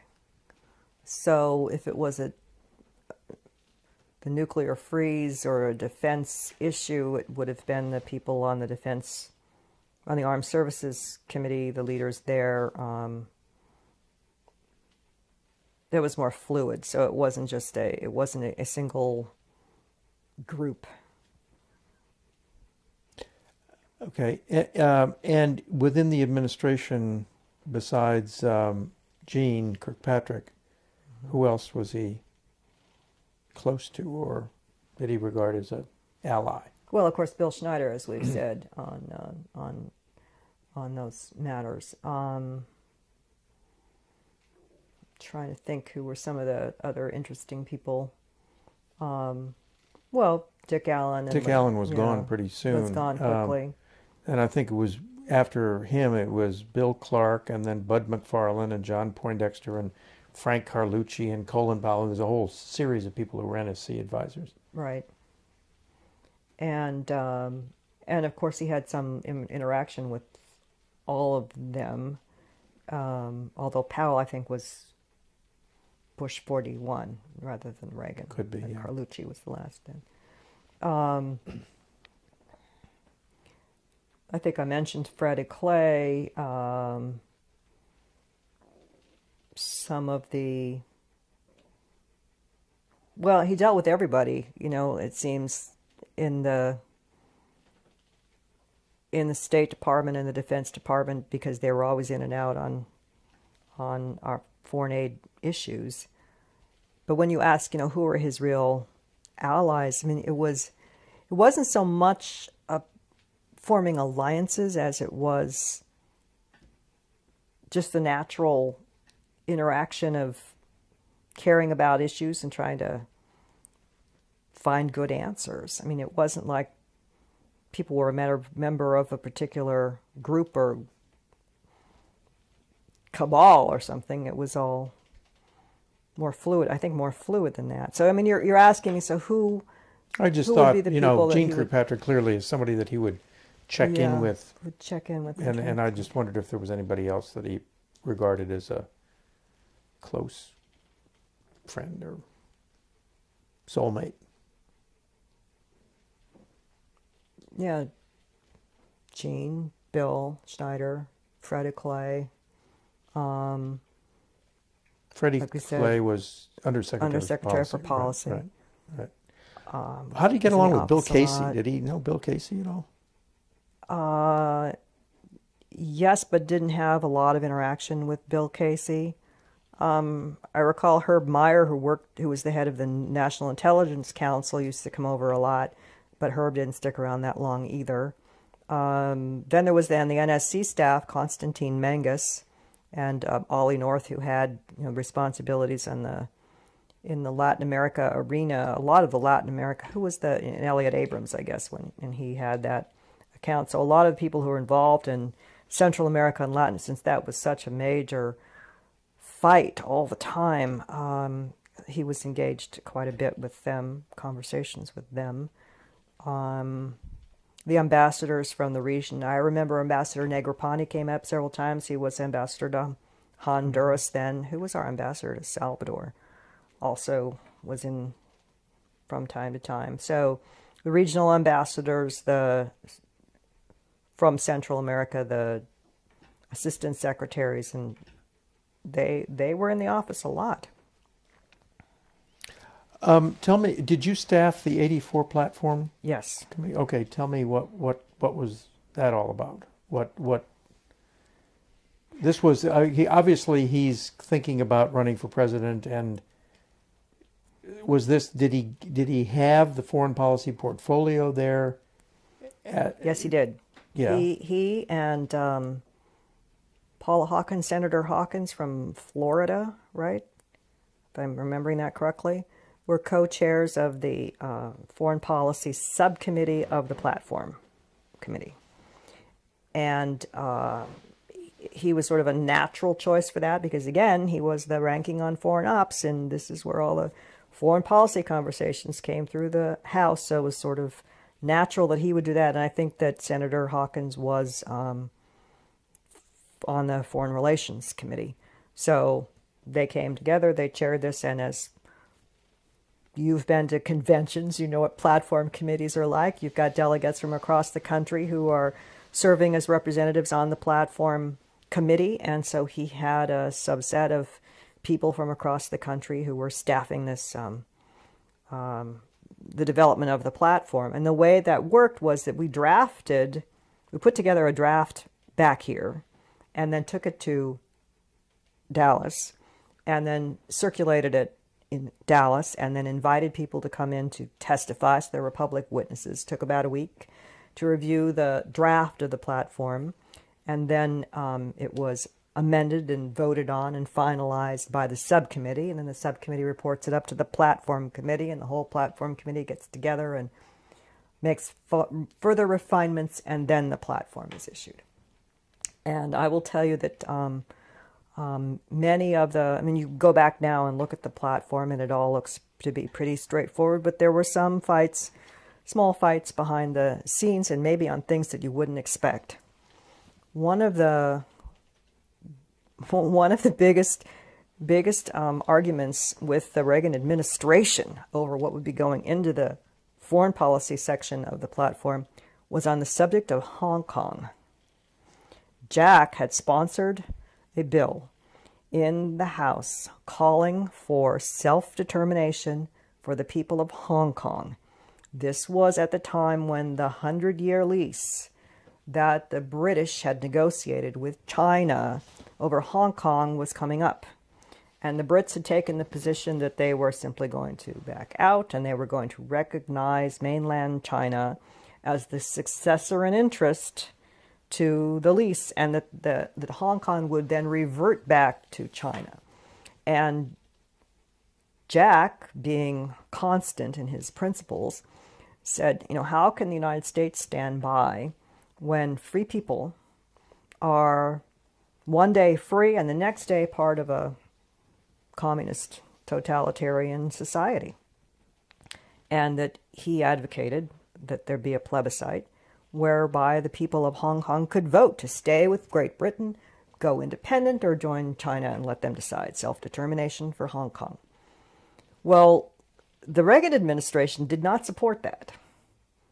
They did not support it, and I guess at the time it seemed inappropriate that the Reagan administration didn't support it because it seemed inconsistent with the views that President Reagan had taken on, you know, the need for self-determination more broadly and freedom and democracy. And yet, you know, there's some realpolitik behind all of this. And the realpolitik was that the Brits were not going to do anything but cede Hong Kong back to China. And so the United States was not going to stand in the way of its best ally and make trouble Thatcher for them. who did it. And it was Margaret Thatcher who did it. So the Reagan administration did not want this plank in the Republican platform. Didn't want it. Well, it didn't make the first cut, the first draft, and I had prepared this amendment for Jack to offer when the platform full committee met to reconsider whether we should call for self-determination for Hong Kong as a part of the Republican Party's position. And it came time for Jack to offer this amendment. I couldn't find him anywhere. He was supposed to be in the podium. We would come to that section of the platform. I don't know where he was. I don't know if he was off talking to people. I don't know where he was. So I had this, and it needed to be offered. It was going to be missed.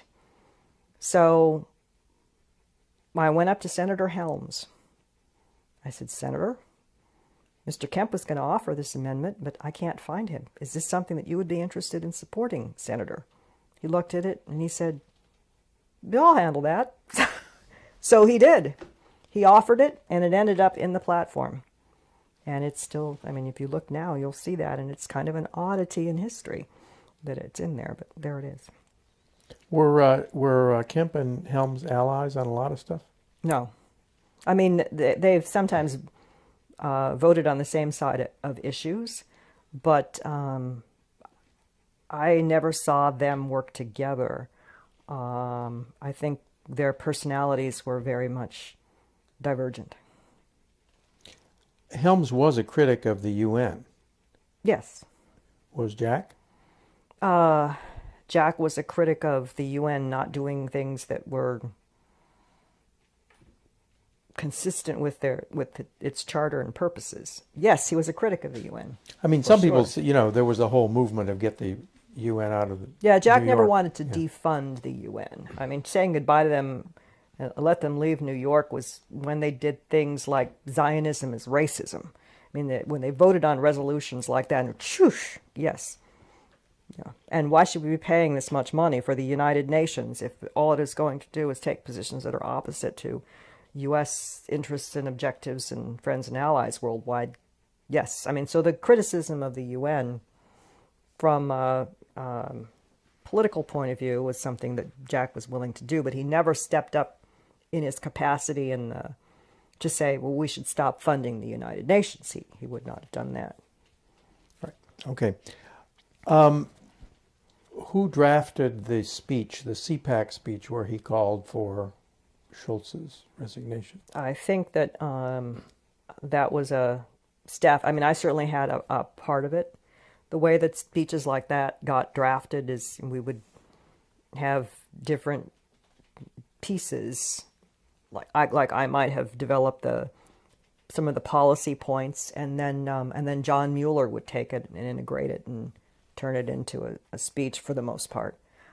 Whether or not that's the process that was followed for the CPAC speech, I can't say for certain, but that was the common. I mean, that strikes me as a major speech. Mm-hmm. You don't have any vivid memories of I mean, calling for the Secretary of State's resignation is a big deal. Right, and that would have been discussed probably with some of the folks in the campaign as well at that time. But you weren't party to the specific. Yeah, well, you probably had input. But, yes, I had input. But as to whether the speech ought to be made and what led up to the speech, whether or not to make the speech, that was probably a campaign decision. But the substantive, I mean, my responsibility would have been the policy content on the speech. Calling for Schultz's resignation was a way of making a number of policy points. When you start adding it up, at the bottom, you're left with this question, all right, is Jack Kemp really saying that President Reagan's a bad president? No. What is he saying? He's saying that there are forces within the administration that are moving Reagan away from his natural inclinations and doing things that he shouldn't be doing. Well, who is the strongest voice in the administration for doing A, B, C, D, E? George Shultz. Well, then Schultz should be taking responsibility for moving us in the wrong direction. Schultz, therefore, is not a good Secretary of State for President Reagan, would be the analysis. Schultz should go. So it's a policy assessment leading to a recommendation, and then the recommendation itself, of course, becomes the soundbite, right? What kind of press did he get on it? Fair, it's pretty good press. I don't think we were certainly not disappointed. Was it seen as a poke at Bush too? No. Okay, the '88 campaign. What did you do in the '88 campaign? Could we take a little break before we go to the '88 Yeah, sure. campaign? Bathroom break? Yeah. Wow. So what part did you take in the '88 presidential campaign? In the '88 presidential campaign sort of began the baseline, laying the baseline was in '86, and then I think he announced in '87, later in '87. But by the time the campaign was in full swing, I had left Jack's staff. I left in summer of '87. So my part in the campaign was after hours. I'd go to work. I was working in the Reagan White House then. I'd go to work all day, and then I'd go over to the congressional office or meet someplace and start working on campaign things. And I organized all of his defense and foreign policy advisors for the campaign, coordinated all of the issue statements on behalf of the campaign that dealt with defense and foreign policy, contributed to speeches that he would give, did talking points for media events, prepped him for debates. And who were his principal foreign policy advisors? Well, it was we had Gene Kirkpatrick, and Richard Allen was involved then, and Richard Pearl a little bit, and a fellow by the name of Bob Andrews, who had been an Army intelligence officer, later on John Glenn's staff, and then an executive at one of the defense contracting firms. And I'm trying to think who else was involved. Not that many people, but a small group that could turn out papers. Richard Billmeyer, of course, because he was on the staff, Jack's congressional staff then.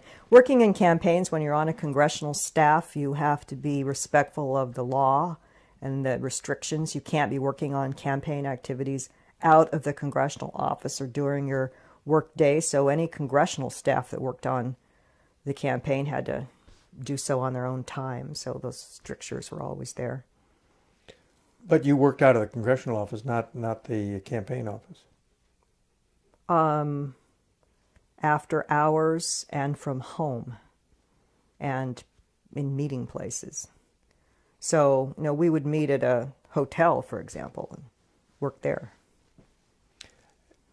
So how big a part did foreign policy play in the campaign? It was pretty important in the campaign.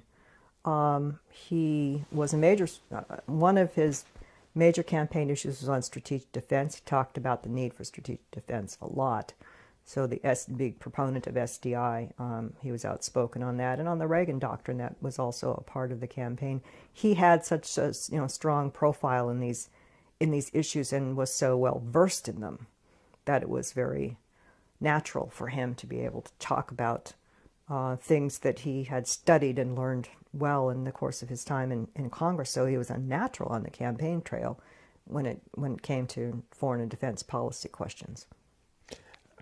And was there much dispute among the candidates over foreign policy?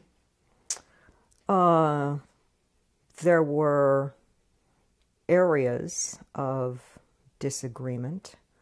I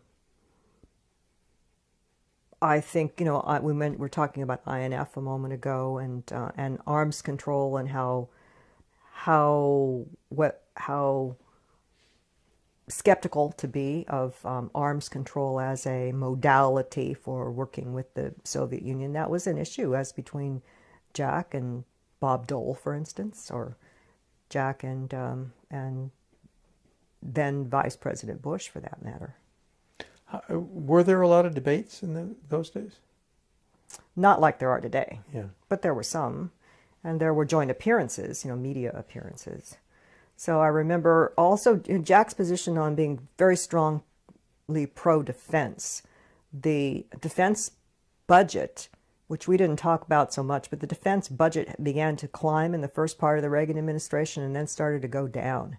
And because of deficit-minded Republicans, there was even a Republican position in the House, and for that matter in the Senate, that was supporting defense numbers lower than the Reagan administration's numbers. And there were big fights there. And Jack was very much of a minority leader within his own party to try to hold the line on defense increases and not to see big cuts in the defense budget.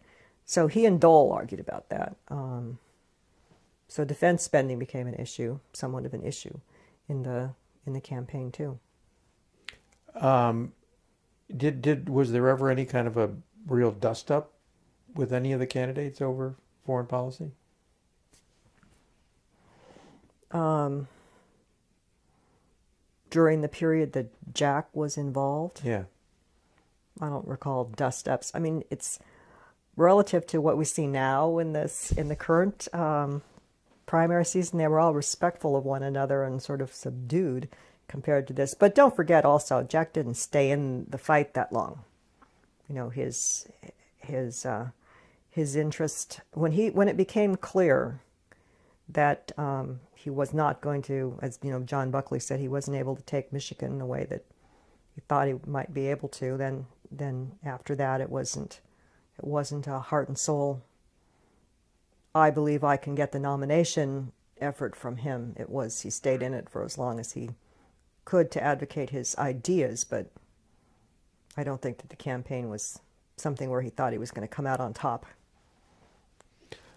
So after '88, he goes to HUD, and that's not foreign policy. So what was your connection during those days? He was at HUD. He was a cabinet secretary, and I was in the Bush 41 White House, and I recall that that there was certainly a joke going around that Jack Kemp was the only HUD secretary who had his own foreign and defense policy, because he would come into cabinet meetings and he had opinions about lots of things, to include foreign and defense policy. So we were casually in touch, not often, but I had occasionally would go see him. And I do remember one time I took a group of on-site inspectors who had been stationed in Votkinsk in the Soviet Union, inspecting the SS-20 dismantlements and production lines, and Jack had arranged for a flag, a big American flag, to be sent to them, so that outside of their station, which is in the middle of snow-laden fields in nowhere Soviet Union, there would be a really big American flag that you could see for miles around. And I brought the whole group of them in to meet with the HUD secretary and present the flag. And so there were small things like that, but that's about it. Did you hear any reverberations inside the White House about Jack's interventions on foreign policy? No, anything I heard was, secondhand from other people who were grumbling about it. But there are other friends of our acquaintance who might be able to share some of those more firsthand with you. And then in the Empower America days, did you have anything to do with that? Again, from time to time, Jack would say, "Could you come over? Let's talk about," and it would be whatever it might be. And he probably would invite Schneider to come over as well, and the two of us frequently would go down and talk to him together to keep him current about things, or because Jack was inquisitive or had been invited to serve on some kind of a commission or whatever. So what I'm describing is having once been on his staff, that you were forever a part of his circle of advisors, and so that was a privilege. Steve Forbes says, who was the chairman of Empower America, says that everybody viewed Empower America as a platform from which he was going to run in '96. Did you assume that that was going to happen? That Steve Forbes was going to run? No. Steve Forbes says that everybody who was around Jack assumed that he was going to run in '96. Was there any? Were you aware of that? Maybe it was wishful thinking. Yeah, hopeful thinking. I mean, anyone who'd ever worked for him always wanted to see him in the Oval Office. So, yes. And how did you find out that he wasn't going to do it? He announced that he wasn't going to do it. So then, did you have anything to do with his run for vice president after he got nominated? Did you staff him at all? Yes. The Senator Dole's decision to invite Jack on the ticket, of course, came as a surprise, a huge surprise. And I remember, I think I was in Boston on business of some kind when the news came across. What were you doing then? Giving a speech or something. No. But I mean, what was your job then? What were you professionally doing? In '96. Yeah. In '96, what was I doing in '96? I think I was working for Fyfe and Zell law firm, for a law firm. I was back to practicing law in '96, but Jack gets announced as being the vice presidential candidate, and I remember calling other friends from the staff, and then we all agreed we were just going to go to San Diego. Dropped everything, got on an airplane, flew to San Diego, and it was fabulous. I mean, it was a surprise and suddenly we were all out there again. It was back to being in campaign mode. And, okay, boss, what do you need us to do? And that's how that happened. And what did you do? And so the staffing a vice presidential candidate is not nearly as rigorous as staffing a presidential candidate. While there are all kinds of appearances and speeches and the usual kinds of things, still the policy line is set by the presidential candidate. So those who were managing Dole's campaign and effort, they were the ones putting out the direction of the campaign, and it was Jack's responsibility as a good lieutenant to fall in line. So I remember pulling together some talking points maybe and contributing some thoughts to a speech and that kind of thing, but it was less of an intense effort than the '88 campaign had been by a long shot. And was there any foreign policy content to what he did? I think very little. That most of the foreign policy part of the campaign was headlined by Dole rather than by his running mate. So Jack was used, quote unquote, in a good sense, for other purposes. I mean, the tales are that basically his close staff was kept away from him. Yeah. That he was sort of minded by Dole people. So I wasn't involved that much with the management of the campaign. Again, my contributions were more in ideas and talking points and not staffing campaign activities per se. Right. So after all that's over, he's basically in business. How much contact did you have with him in later years? I would say a couple times a year. We would talk, or I'd go visit with him, or I went on to having other interesting jobs in the government and wanted to keep Jack informed about things that I was doing, and I sort of continued to have a sense where I wanted to contribute to his education and knowledge and understanding of what I thought were important issues, so I would funnel things to him from time to time. The last time I saw him was in February of 2008, when some friends of mine decided they were going to throw me a surprise birthday party, and Jack and Joanne came, and it was at a little restaurant, and it was just a reunion of Kemp staff, using the excuse of my birthday and a surprise birthday party to do it. And we sat around and we told stories and had a great time, and then that was the last time I saw him. I had an appointment with him the month that he was diagnosed, and he had to cancel the appointment because he wasn't feeling well. That was it. Mm-hmm. So are there any favorite anecdotes of yours that we have not elicited up to now? Favorite anecdotes? You heard the one about Arnold Schwarzenegger. Mm-hmm. And the one about and I told earlier the one about his speech at the Naval Academy, yes, where he managed to embarrass his we got that one. daughter, which was pretty funny. That is hilarious. I guess the only other one I would mention is not funny so much, but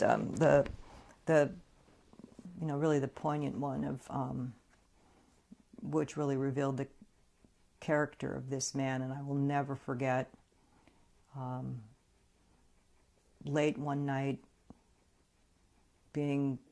dragging ourselves over to the house floor. You're in the Rayburn House office building, which is where Jack's office was, and there used to be a little train that chug-a-lugs and takes you over to the Capitol, and I rode along with him because he had to vote, and we were sitting there, and it's quiet. There's like nobody else around. It's probably like midnight or something, and he was going to go over to give yet another speech on an issue where he was not going to win.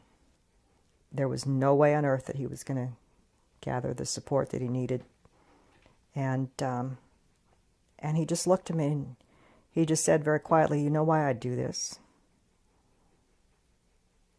And I shook my head.